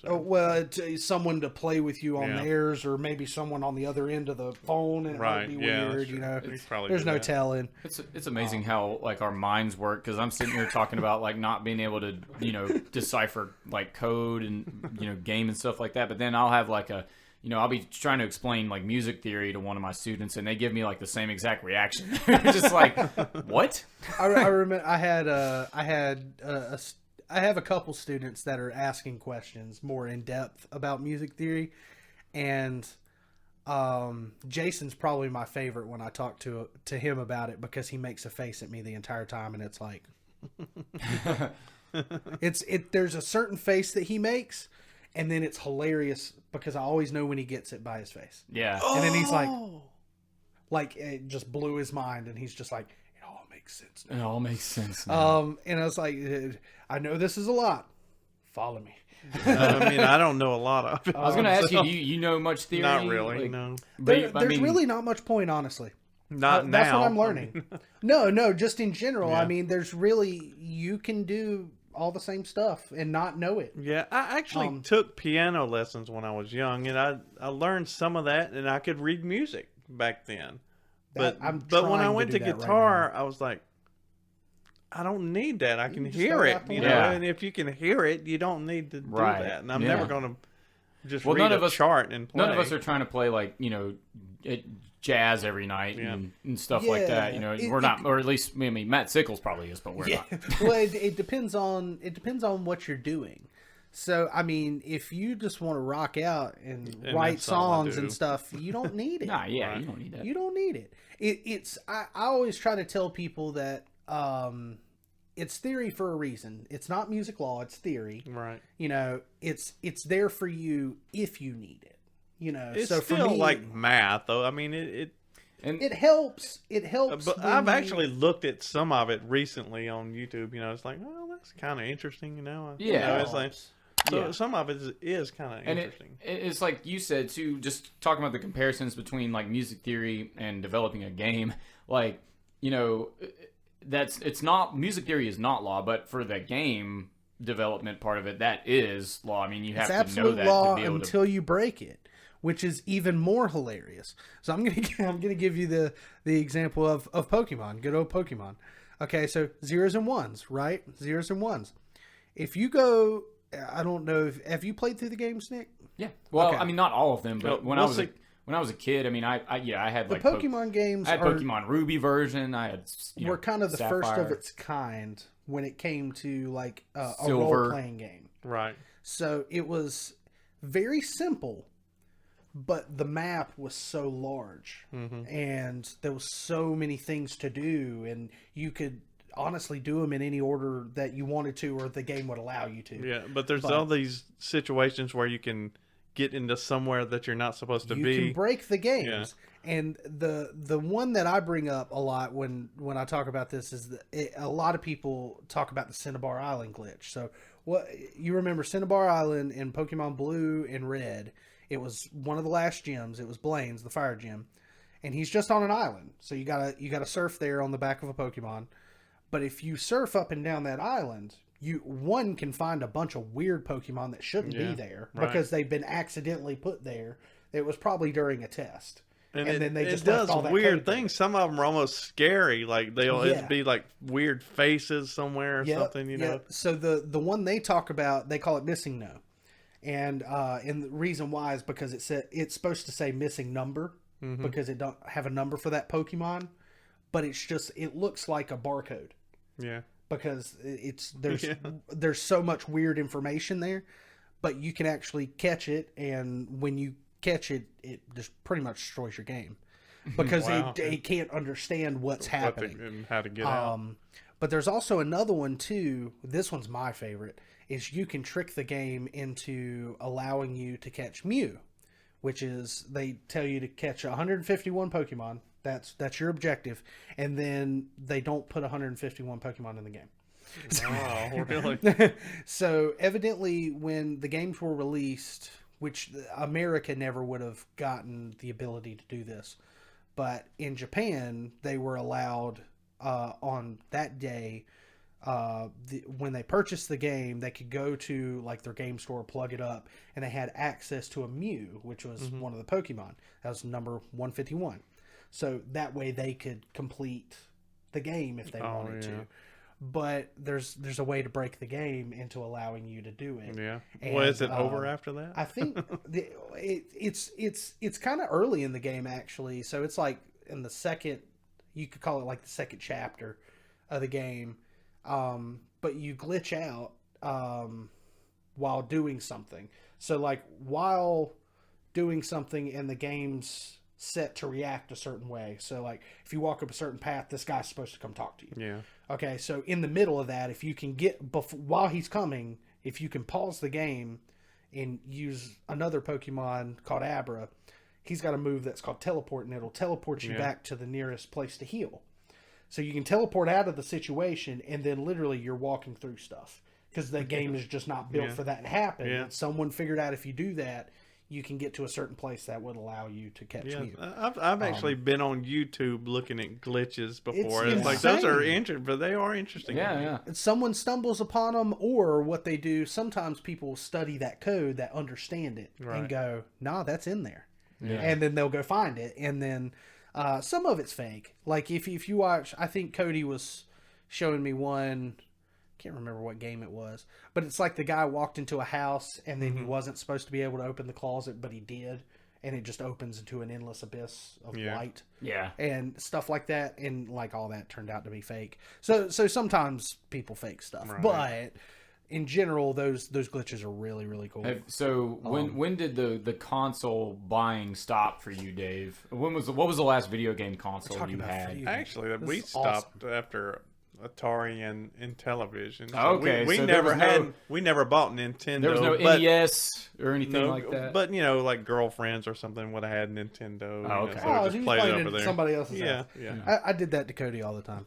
Cody's one of my best friends. He's been on the podcast too. So if I've Wait, mentioned him I a take lot. that back. Ben did get Sega, And Okay. so we Sega's played cool. Madden on it. Was it the first one wasn't just called a Sega, right? Wasn't it well, called I like think a he had. Saturn? I And then think there's he Saturn. had two different ones. It was like a Saturn and a Genesis. Genesis was first. I Genesis think. was the black one. And One of then- them. Did one of them have cartridges? That's We Genesis. had that, and then he had one. I think that had discs. So he had a Saturn like you had. I had a Dreamcast. So Oh, you had a Dreamcast. That was the last console that Sega ever made. Saturn did have. Yeah, Saturn was disc though. Yeah. So the Dreamcast was supposed to. It came out before the PS2, I think, and it was Yes, supposed to right before. Yeah, really Yeah, I forgot all take about that. that. Yeah, it's poor Sega. I felt Sega was making And the some of Dreamcast the best wasn't a bad systems. console. No, It got a bad it just rap. wasn't a PS2. Yeah. that was the problem. Right. Yeah. It wasn't a PS2. I played Dreamcast over at my sister's a lot. I never had one, but I didn't know what Sega was until someone got one. That was kind of what happened. Yeah. I just never saw any advertisements for it. But my sister had one. I used to play Pac-Man World on it, and God, I love that game. I played like love that game. Probably the two games I played most on Dreamcast was Soul Calibur and Sonic. Yeah, of course, if it's a Sega system. Yeah, you're gonna and play Ben some got something else new. I guess it's a PlayStation because, I went over there a few times. I don't know, it might have been 3 or 4 years ago, and the only game he had that I know of was Madden. And we set it for the full 3-hour game or whatever, or hour game. So but it takes. But Takes you some said time. you said each quarter to be 15 minutes. Is what you're saying? yeah, but Okay. that's dumb because I had the Cowboys and Ezekiel Elliott had like 400 some Yeah. yards, Yeah. and so we said, well, it's not we realistic, can't really. do that. We got to make the quarters. Yeah. So and we talked about this before the stream started, but you're a Cowboys fan. Yeah, So how do you feel about this year? You I worried? felt better last year. Felt better last year. Yeah, you don't have Amari this year. Yeah, it was Uh, the Dak situation was a shame. Yeah. Now we got this new kick returner. Did y'all see that? Oh yeah, I seen- watched both of those highlights because it happened twice. yeah, So I think I saw That was the nuts. headline. I didn't watch the video though. So What, that- what Which did it- he? What did it he? was He during the returned a preseason. kickoff and a punt. For a Yeah. touchdown. Yeah, Oh, in the okay. same Yeah, game, in in the the same same half. Nice. Yeah, so one was I think 98 yards and the other was 109.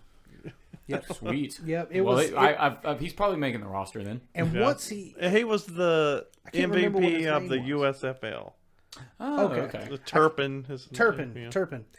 When I noticed because see, of course, I got it from a weird angle, so I was kind of watching his face, and like when he starts running and making decisions, you're second guessing him. You're going, no, that was a bad. Yeah. And I then mean, he looks like he weighs 140 pounds. he saw something different than I did.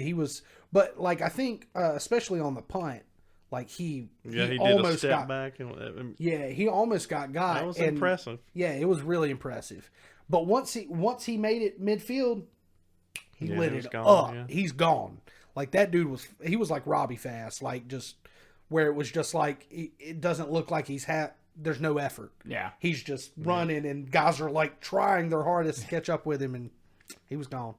But yeah, he probably did make the team. But in the NFC East, nobody wins it 2 years in a row for like I don't know, 20 years or something. Well, that was kind of the same way in the NFC South for a while till Tom Brady got here. But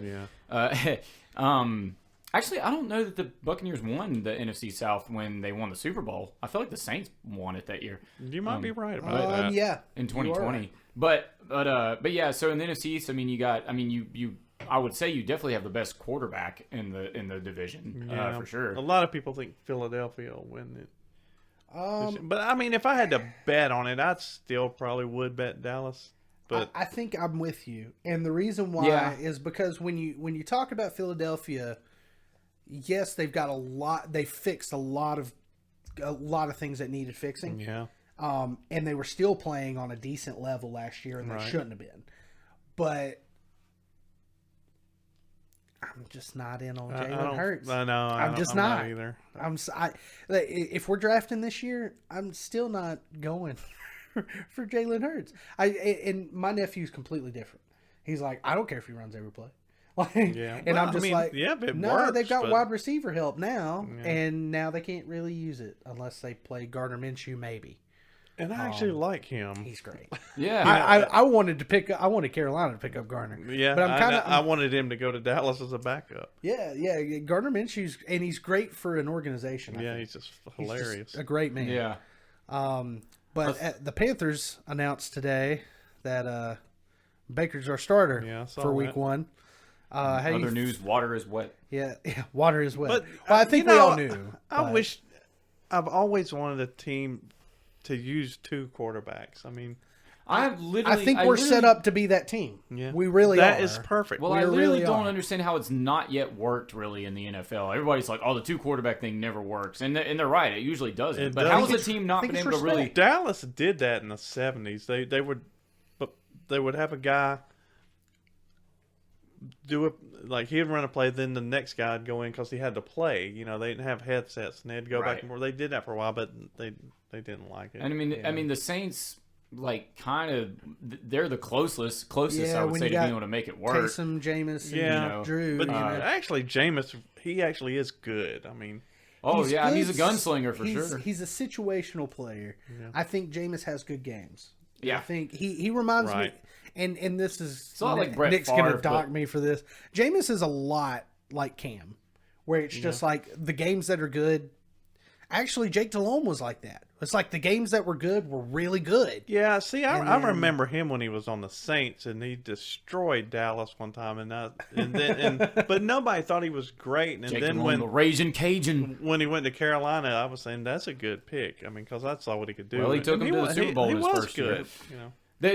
I guess that's the difference Jake between and Steve Smith was dangerous. between Jameis and Cam and Jake. Like, you know, I don't know if either of those guys ever had any like as low moments as Jameis has had. You Yeah. know. When- But and yes, they are similar the players. worst- At least Jameis and Cam are. Well, Yeah. Jameis just had that horrible year where he threw like He threw 30 interceptions, but he also had 30 touchdowns. He also Yeah, had sometimes- he also and had five, the most yards thrown yeah, that year. ridiculous amount of yards. I think he had thrown that. I think he did that on purpose. I personally do. Maybe so. And the team he was on too. If you're going to throw the ball, that was the team to throw the ball. Yeah. Like if you're not going to run a play, that was team throw. You had Mike Evans and Chris Godwin and OJ Howard. That might as well throw the ball. Like, but I think with the 2 quarterback system, why that's not working. I think it's pure leadership. I think a quarterback it is. just takes it takes that type of person to do it. You got to know? get the whole team believing. And, Yeah. You know. And I think Sam Darnold is a great athlete. I don't think he could ever be a great leader. No. And he could be so much better of an Right. athlete than Yeah, he Baker can Mayfield, run and I hard. still not care. Yeah, he's fast. He's strong. He's strong. He's big. He's got all the skills to do it. I've just always said this about Sam since he's been with us. Like, he's just way too chill. Yeah. You know, Yeah. Baker may Baker's not be. Clint Eastwood. Oh, Yeah, yeah. Baker may straight not be up- like he's the- 10,000 times better than Sam Darnold, but No, he's got, barely better, but he's he's barely. cockier than everybody. He's got in the league. moxie that, got that Sam moxie. Darnold does not have, and that's what a lot of times that's what you need in a quarterback. Him and Joe Burrow. You know, Exactly. they're both like that, and that's why they got there And because he was that's- that confident. Our defense has been very happy this training camp Yeah. because Baker's there pushing them, like actively pushing their buttons on purpose. Did you and it's watch making them better players? Did you watch the Camp Confidential thing from the Panthers? It was like a 30-minute episode from No. their training. Yeah, go. I need to go watch Yeah, that. go watch it on YouTube. It's pretty good. Camp I watched Confidential. it. I watched it last week, and there's a clip of Baker like literally, and you don't ever see Sam doing this, but Baker was like literally coaching Matt Corral on like just what to do in a certain play and is stuff awesome. like that. You know, this is something you don't ever really see Sam do. Yeah, but they have said they're all really getting along. in Yeah, the yeah, quarterback Yeah, I room. think And- even Not that they Sam's- wouldn't say that, but I do think And they actually are. I'm even going to go as far as to say is Sam Darnold might be one of the best backups in the league. Yeah, I think Sam. yeah, I think absolutely. Sam understands. yeah. I think he understands. I've seen him play really good. I mean, he was on Jets, right? Yeah. Before. Yeah, And well, he's played good football for he us. crushed Dallas when he was on Yeah, the Jets. yeah. I mean, They I beat remember y'all that one time. I mean, destroyed. You know. Yeah, he can play good football. Like He's if just- he has to come in for a few games if Baker gets hurt or something, like And that's I'm very I'm okay possible. with it. I'm okay with him. You know, That's the perfect situation. and me and him have always said, if you look at PJ when he's prepped, when he's prepared to start that game, PJ looks good. He looked good in the preseason. I actually did see some of that. There was a PJ game either last night or the night before. I watched some of the Carolina games. If PJ's prepared, he's fine. And I think Matt Corral was looking good in training camp. I don't think he was looking good in the preseason games, but he was looking good. Now, what happened to him? I mean, Matt Corral? Yeah. He has a Liz Frank injury, so it's like a foot thing. Cam Newton had the same thing in 2019 where it kept him out like all year. So Matt Corral is probably not going to – I mean, he's – to the I mean, he probably wouldn't see much. He wasn't going to see the field anyways, but that does suck for him. It's going to hurt his development, I think. Yeah. But now that might be good for PJ. He probably ain't going to get cut now. Yeah, we definitely need him now. Yeah. Matt Corral might make his way to the practice squad or something. Maybe he eventually gets okay to where he can at least sort of practice. Yeah, a little bit. I think Matt Corral is a great player. He just there's just going to be he's just a diamond in the rough. Like it's going to take a lot to get him there, and if he's not going to be a good quarterback for us, he will be a good quarterback for somebody someday. I know he will. It's just one of those. If he keeps getting these injuries, that ain't one of those. You're all backups on Dallas. Will Greer. You still have him? Yeah, he's on there right Really? now, but I don't know if he'll make it. Is he like an actual backup, or is he just kind of a practice squad guy? I don't know yet. They keep bringing. They keep bringing these guys. He's been on the team like twice, so they like something in him. Yeah, well, it was funny because he was drafted to us in 2019, the year I was just talking about. We drafted Will Greer, and people were saying, "Oh, he's gonna take over Cam's job or whatever." I'm like, he's not an aggressive quarterback by any means. I'm surprised Cam's not playing because he's willing to be a backup.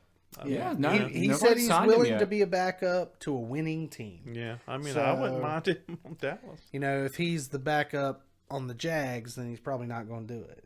He needs to find a team where he can be like that gadget player.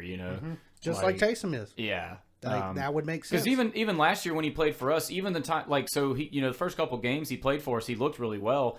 But then after that, it went downhill. Picks, but even in goal line situations, he was unstoppable. Oh, Cam always is. Yeah, when it comes to goal line, Cam's got it. Yeah, he just can't get it there. His arms, or he throws an interception. His arms pretty much shot now. I mean, I don't know how old is 34. He's 30. He's like 32 or 33. Yeah, which in the injuries. When you run that much, he was getting hit in the head. Yeah, over and over and over and over. Oh yeah. There's definitely issues there with the injuries that are. I mean, he should probably just get on TV or something. Well, that's what I keep saying. I'm like, if I was Cam, I would just retire and he needs to get him a TV show. Enjoy my business ventures that I've got. I mean, he's got plenty of money. I mean, he's set up. He's ready. He's good to go. Shit. Yeah. But you never know. A team might get desperate. Which of course I think the first team that gets desperate is going to get Jimmy G. Probably. So they're not going to go to Cam first. But that's why everybody was wondering if the Browns would go get Jimmy G, and I don't just know if they can afford anything. I don't think that would. Yeah, I mean, they would this year, but next year, no, they can afford shit next year. Yeah. Somebody said the Giants. That would make sense. That Jimmy would actually do good there, but they still think there's something in what's his name? Daniel Jones. He's fast. That's about it to me. I have. I mean, not... he's fine. He's fine. It's just. But Eli Manning was fine too. Yeah. Like that's kind of what I'm trying to say. Like at least Eli Manning was getting the job. Did Daniel Jones go to school all 4 years, or did he come out early? I think he went all 4 years. He graduated from Duke. I think. Yeah. But I don't know that he went all 4 years. I thought he did. Because I almost feel like he's one of those quarterbacks that looks like he came into the league just too early. He's... Well, that's just because he played at Duke. Because he looks like... Well, and I think the Giants, too, have definitely wanted to kind of do what Carolina was doing, where it's just we want to rely on that running back. Yeah. And, they literally, Saquon's injuries. Yeah, they need two running backs. He was at Duke from 15 to 18. Okay, so he didn't finish. Yeah, I guess he came out his junior year, I guess. Yeah. But yeah, so just a slight segue. We're gonna have to have a talk, people. There's still no mail for Nick. What do you what how many times do we have to ask you? Oh, you don't have to if you don't want to. But if you want Mail Time with Nick to be a segment, then you got to send us something, right? And if you're trying to send us stuff, let us know on Facebook, because maybe it's going to spam and we're not getting it. I've checked, but I'm not seeing anything. So, and Nick will know. Meal time or mail time? Ask me. Mail time with Nick. That's right. Ask me what my bedroom looked like when I was a kid. You know, just something. It doesn't matter. It had blue walls. It still has blue walls. We sort of had mail time with Nick last time because Needham called me while we were doing the podcast, and I was like, "You're live on the air." He asked me something about my pubic hairs. Or he said, "Oh, how old were you when you got your first pubic hair?" And then he asked how long it was. Yeah. And then. A single. I don't think he had any other questions after that. A single hair. Nice. One singular. But anyways, if Mine haven't came in yet. Mine still haven't came in yet. But if you want Mail Time with Nick to be a segment, I think, am I doing this right? I'm going to do it right here. There is the Gmail. It's getdisarranged@gmail.com. So just send any of your questions or comments or anything you want read on air that is slightly appropriate, and Nick will have a good time with it. He is a male prostitute and all-around great guy, just so you know. Mail time, MALE with Nick. Okay, so I do have some more Twitter stuff. I've actually given it a name now. So this is the Disarrangement trending Twitter 3. I'm never going to be able to say that.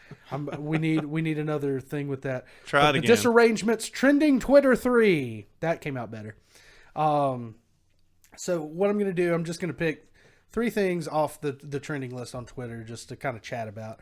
But I find that the trending on Twitter, all the stuff, it's just so dumb.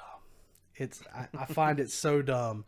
And like half of it was soccer, and I didn't go with any of that. I'm aware that soccer is a thing. I just live in this country. Well, I guess it's football over there, but I live in this country, and it's easier for me to keep up with stuff in this country. Agreed. Yeah, I don't understand. I don't understand it. I would want to go over there and live over there for an extended time to understand. Yeah. I think that would make more sense for me. But anyways, so number one, this one we talked about. This is a little bit political, and we don't have to elaborate on any of this, but I thought this was interesting. So, our dear Dr. Fauci is claiming to step down in December as director of the NIAID and chief medical advisor to Joe Biden himself. He's claiming that this was NBC. NBC reported this. It wasn't me. I didn't do it. Do you think he'll actually do it? Think of all the recognition he's gained from COVID. I mean, like, I've had COVID twice.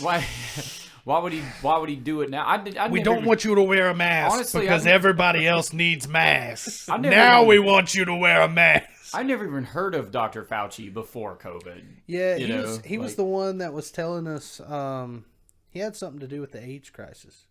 I can't remember what it was. I think he was the one that was misleading us on AIDS. Oh. But he's been in that position for a long time. Yeah. Like how old is he? 90.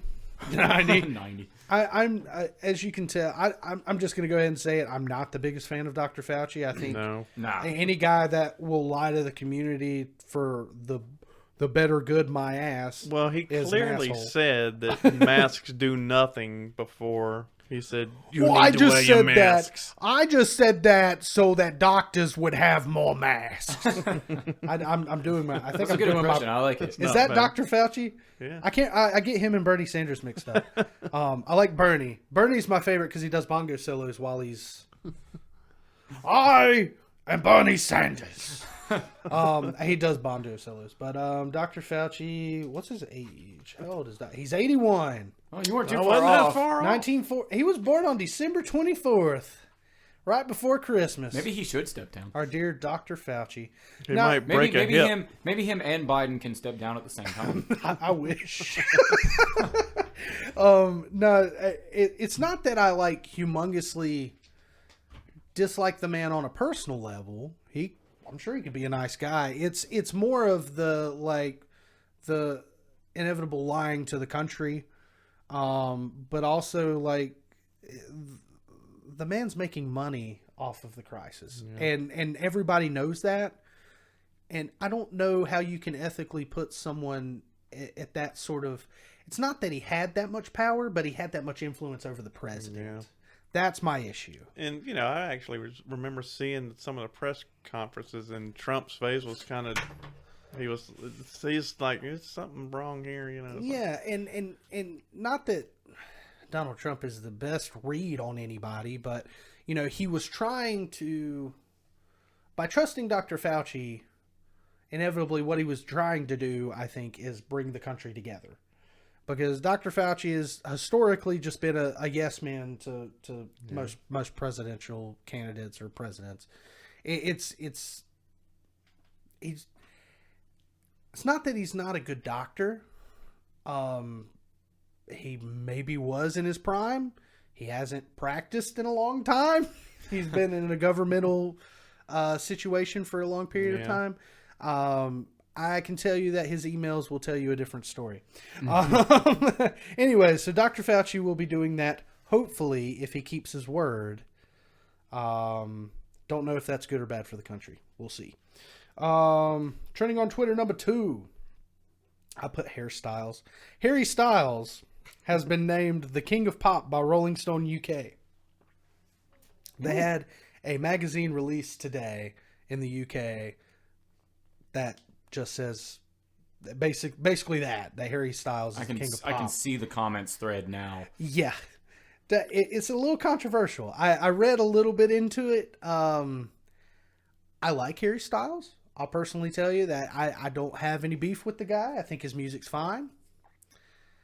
But the King of Pop might be pushing it a little bit. Yeah, I'd say so. I wonder if they're like going just insulting Michael Jackson. Well, I wonder if they're going a new route on that because of all the Neverland documentary thing that came out and kind of exposed a lot of things about. I want to read the Rolling Stone article. So that's what I want. Nobody's popular on that level that Michael Jackson was. Yeah.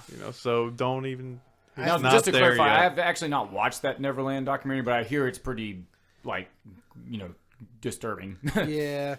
Well, and I think Michael Jackson's situation is a very up in the air topic because there is 2 totally different stories coming in at all times. Yeah.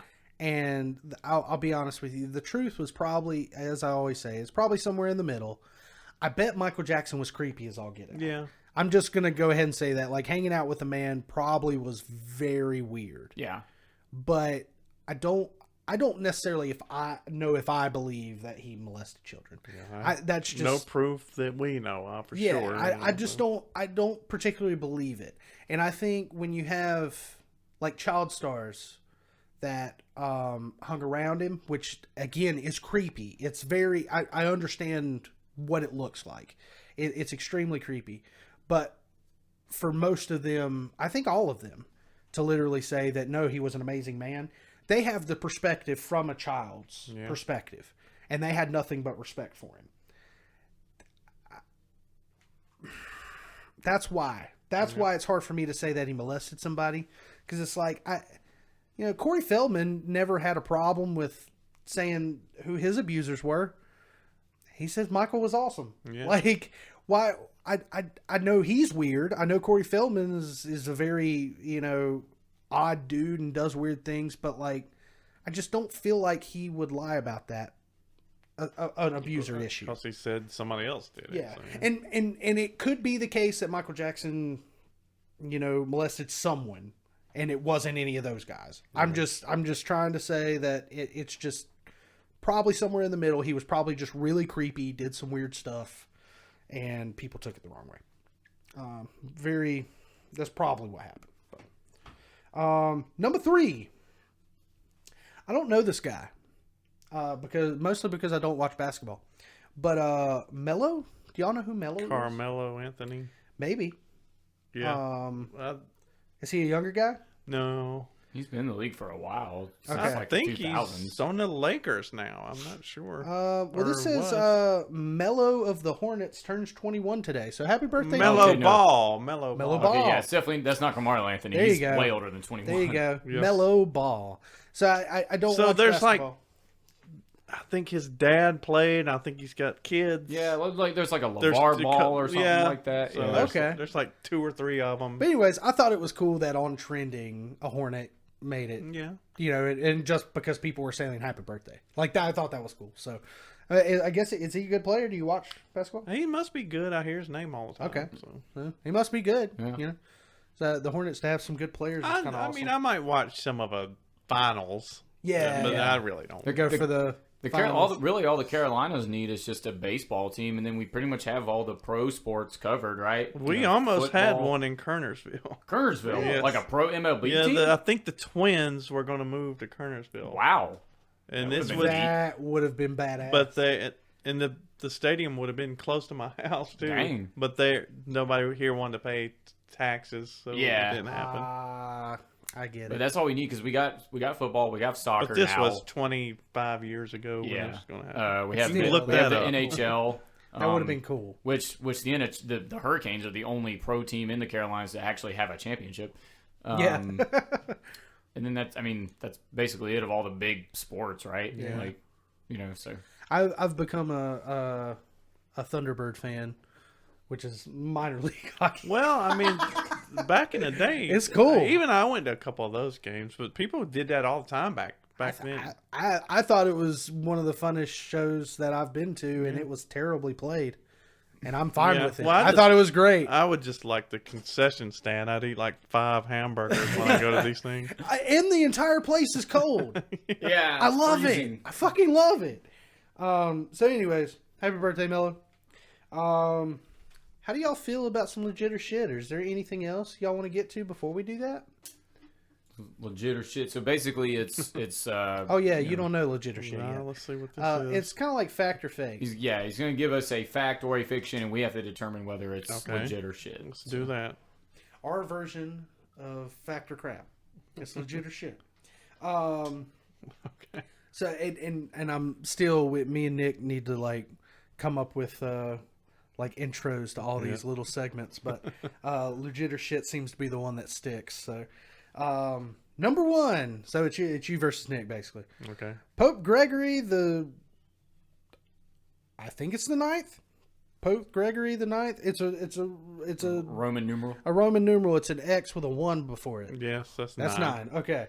So Pope Gregory the 9th declared war on cats. Legit or shit?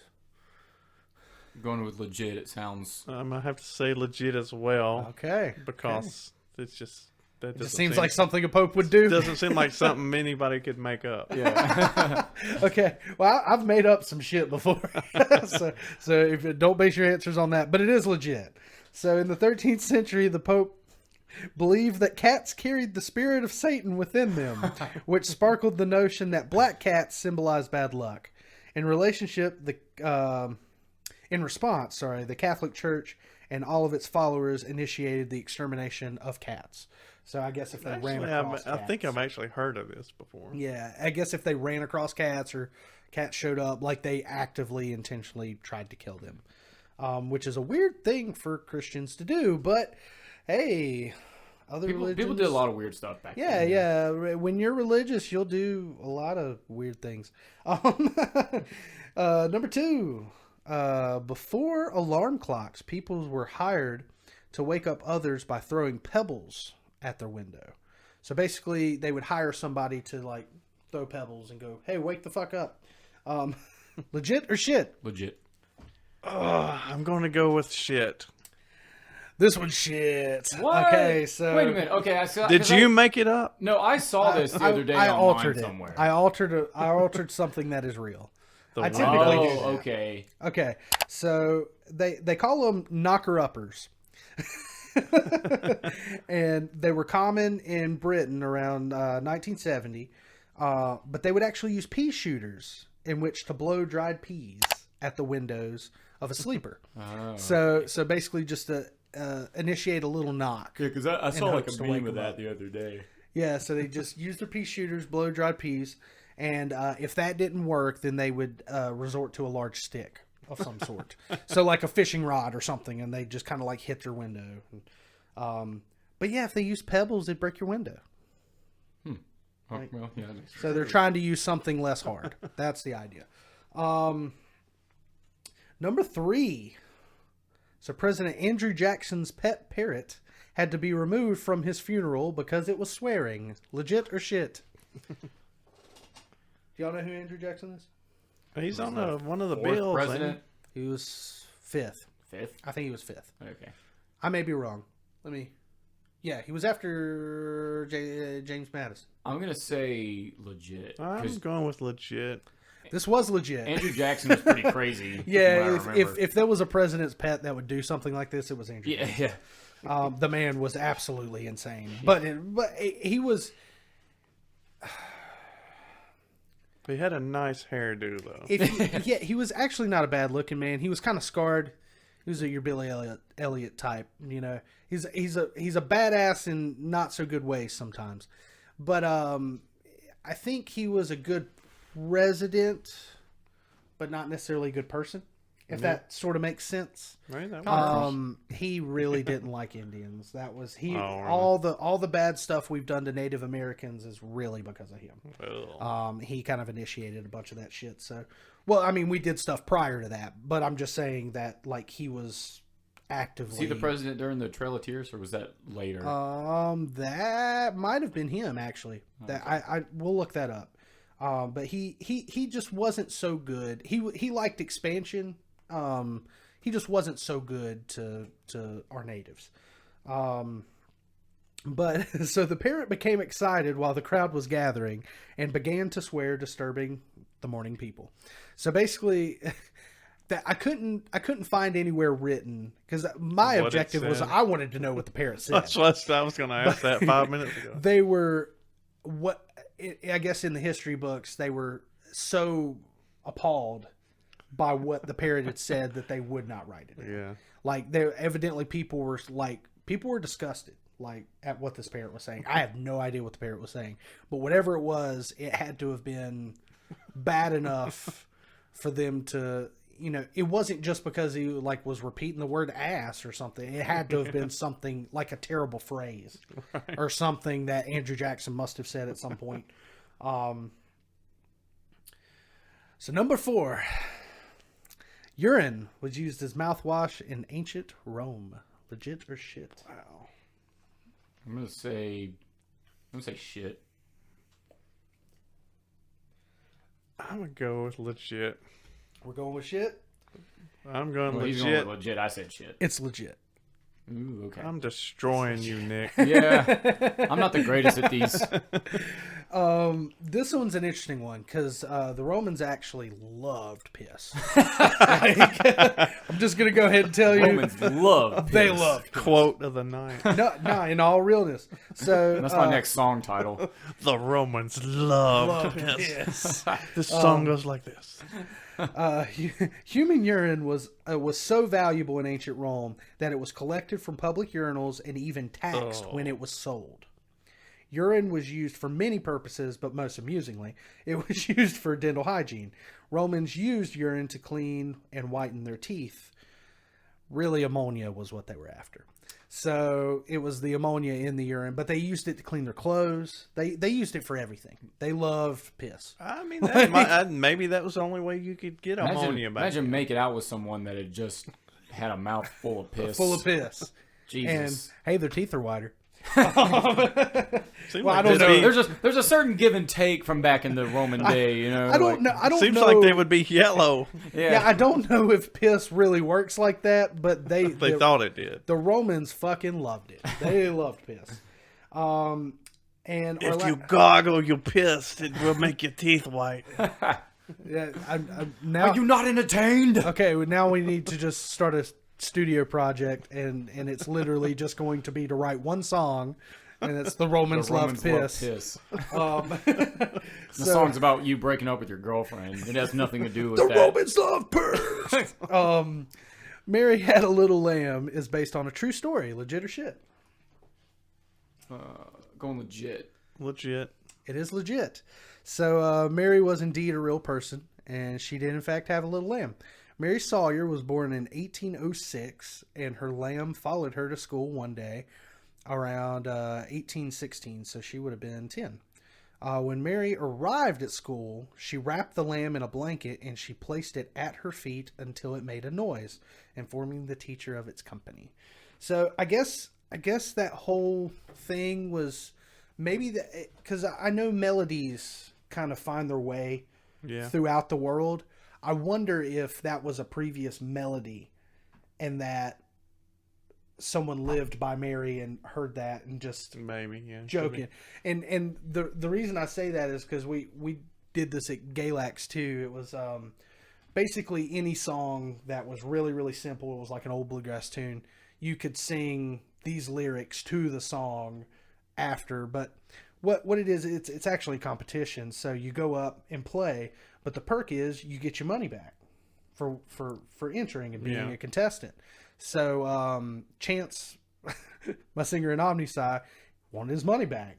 So we literally walked up there, and there was a whole debacle. They about didn't let us go. But he just wanted to. He ended up playing a song called Shady Grove, which was really simple. But the simple song we typically do is Old Joe Clark. If you just want to get your money back, and there are lyrics to Old Joe Clark. I just don't know them by heart. But we typically sing the money back song to us. I'm gonna get my money back. I'm gonna go up there and just. But anyway, so we were singing that the whole time. But I wonder if it's a situation like that where it's just like someone just put the crazy scenario to the melody or the whole. We changed Twinkle Twinkle Little Star into ABCD. A, B, C, D, E, F, G. Oh, I never even realized that's the same song. Twinkle, little, it's the same, same shit. All the Romans love the piss. Gargle, gargle, their Piss. Oh, God. So that has been an episode. Is there anything else that we need to add to this? Dave needs to do the Get Disarranged intro. Oh, yeah, we got to do that. Okay. And make sure that you go check out Terrible Twos and my new band. That's what, September the 17th. Break Time Billiards in Winston-Salem on Jonestown Road. You can't miss it. Well, maybe you can if you don't look hard enough, but it's there. So good food, good beer. The stage is one of the premier stages, in the Triad area. So, the lights are crazy. Incredible lights. Sounds good. Sounds good. Yeah. Our boy Brian's going to be running sound. I've already talked to him today. Hell yeah. So it's going to be a good one. Yeah, come check us out. We're going to rock your something off. We're gonna rock your dick off. We're gonna rock your left clavicle off. Oh shit! So. Okay. But y'all also have. You said y'all have a gig before that though, right? September 10th at the Foothills Grill. Foothills Grill and Tap. There it is in King, North Carolina. It is going to be the debut of me on drums and Needham on bass. So don't miss that either. It's probably going to be not perfect, but it's going to be fun. Trust me. We are professionals. It's going to be we will fun. Get through it. So, is there any other ways that I always ask people this and they say no. Is there any other ways that if someone wanted to listen to your music or YouTube connect with you in some sort of way? YouTube? Oh, mine. Yeah. Well, or if there's anything else that you do that you just kind of want to plug here, man. Just hit me up on Facebook. Yeah. David Barker. Yeah. Yeah, and just out of curiosity, everything's on Spotify and every iTunes, every digital site there is, and my music's there. There are CDs of most of it too, So yeah, so hit him up if you need a CD of anything. But also too, are you on our Facebook group? Yes. Okay, so Yes, you I'm could on. you could potentially see him in the Facebook group. Right. Say hi. He's usually the one in the comments that says something like if there's something about somebody being in a relationship, he puts lovers Love us. Lovers. or gunt. Gunt? Gunt, yeah. Gunt. Oh God. Or you're big on the Mike Hunts and the Mike Hunt. and the what's the other one? They never stop. Yeah. Mike Hunt. There's another one that y'all say. Dick Hurts. Dick Hurts. Yep. Yeah, Dick Hurts. The one at Galax, which this one's not near as cruel, but it was just another. Just another. Just another. Yeah. Dick Biggs. Dick Pigs. I Anita. don't know if you saw this Christmas present I got from Nick, but Yeah, I gave that to him last year for Christmas. Perfect. Yeah. it's I think I'm gonna name him Dick Biggs. So Dude, he actually that's- had to carry that to the counter and buy that. So I that's don't think he bought it. that's a real. He had to steal that because he was too embarrassed to buy. Did y'all see Tommy Lee's? I think he got 3 of these or some shit. Yeah. Did y'all see Tommy Lee's penis picture? I didn't get to see it. I I only saw it. got to see the altered one, the top one half? the one he posted after, which Oh. was like artistic. What did something happen? What did I miss? Tommy Lee just Evidently posted a Tommy picture of Lee his penis on posted his Facebook. penis. Oh, really? I thought it was Yeah. Instagram. Well, it was both. My favorite meme that came out of that though was actually a Pokemon meme, but it was like people when they woke up this morning, and it was a picture of Pikachu just normal. And then the bottom picture was a picture of Pikachu, but there was a shadow, and he's like, and it was like everybody that woke up this morning. But that penis right there is about half the size of Tommy's. Yeah. Good God, that thing. I was know huge. Tommy has a slong. Oh, yes. It's straight up long, so not quite. This don't quite cut it. No. My Dickosaurus Rex. Yeah. But anyway, so yeah, we're gonna get you to basically the intro. So it's You're gonna say, "Hey, I'm David," or say your full name, David Barker, and say you can say Dave. You say Dave, whatever you want to say, and then say "Get disarranged." Okay. Whenever you're ready. You're ready. This is Dave Barker. Get disarranged. That was a good Fucking one. awesome. That was a good one. Yeah, that was gonna be a great. So I studio play with it, and then it opens the episode, and it's awesome. So anyway, so it's been good. Anything else we need? I think that's it. Oh yeah. Remember, we do have Patreon. You can find us on the Facebook page, Spotify, all that good stuff. I'm not going to plug the Twitter page anymore. If you want to find it, you can go find it. Also, remember to send Nick some mail if you would like him to read it or answer it or whatever it is. And that's get disarranged. I'm backwards. Get disarranged at gmail.com. Alrighty. Well, it's been 2 weeks. We'll see you in 2 more. Have a great evening or morning or whenever you listen to this. Bye. Prepare to get disarranged.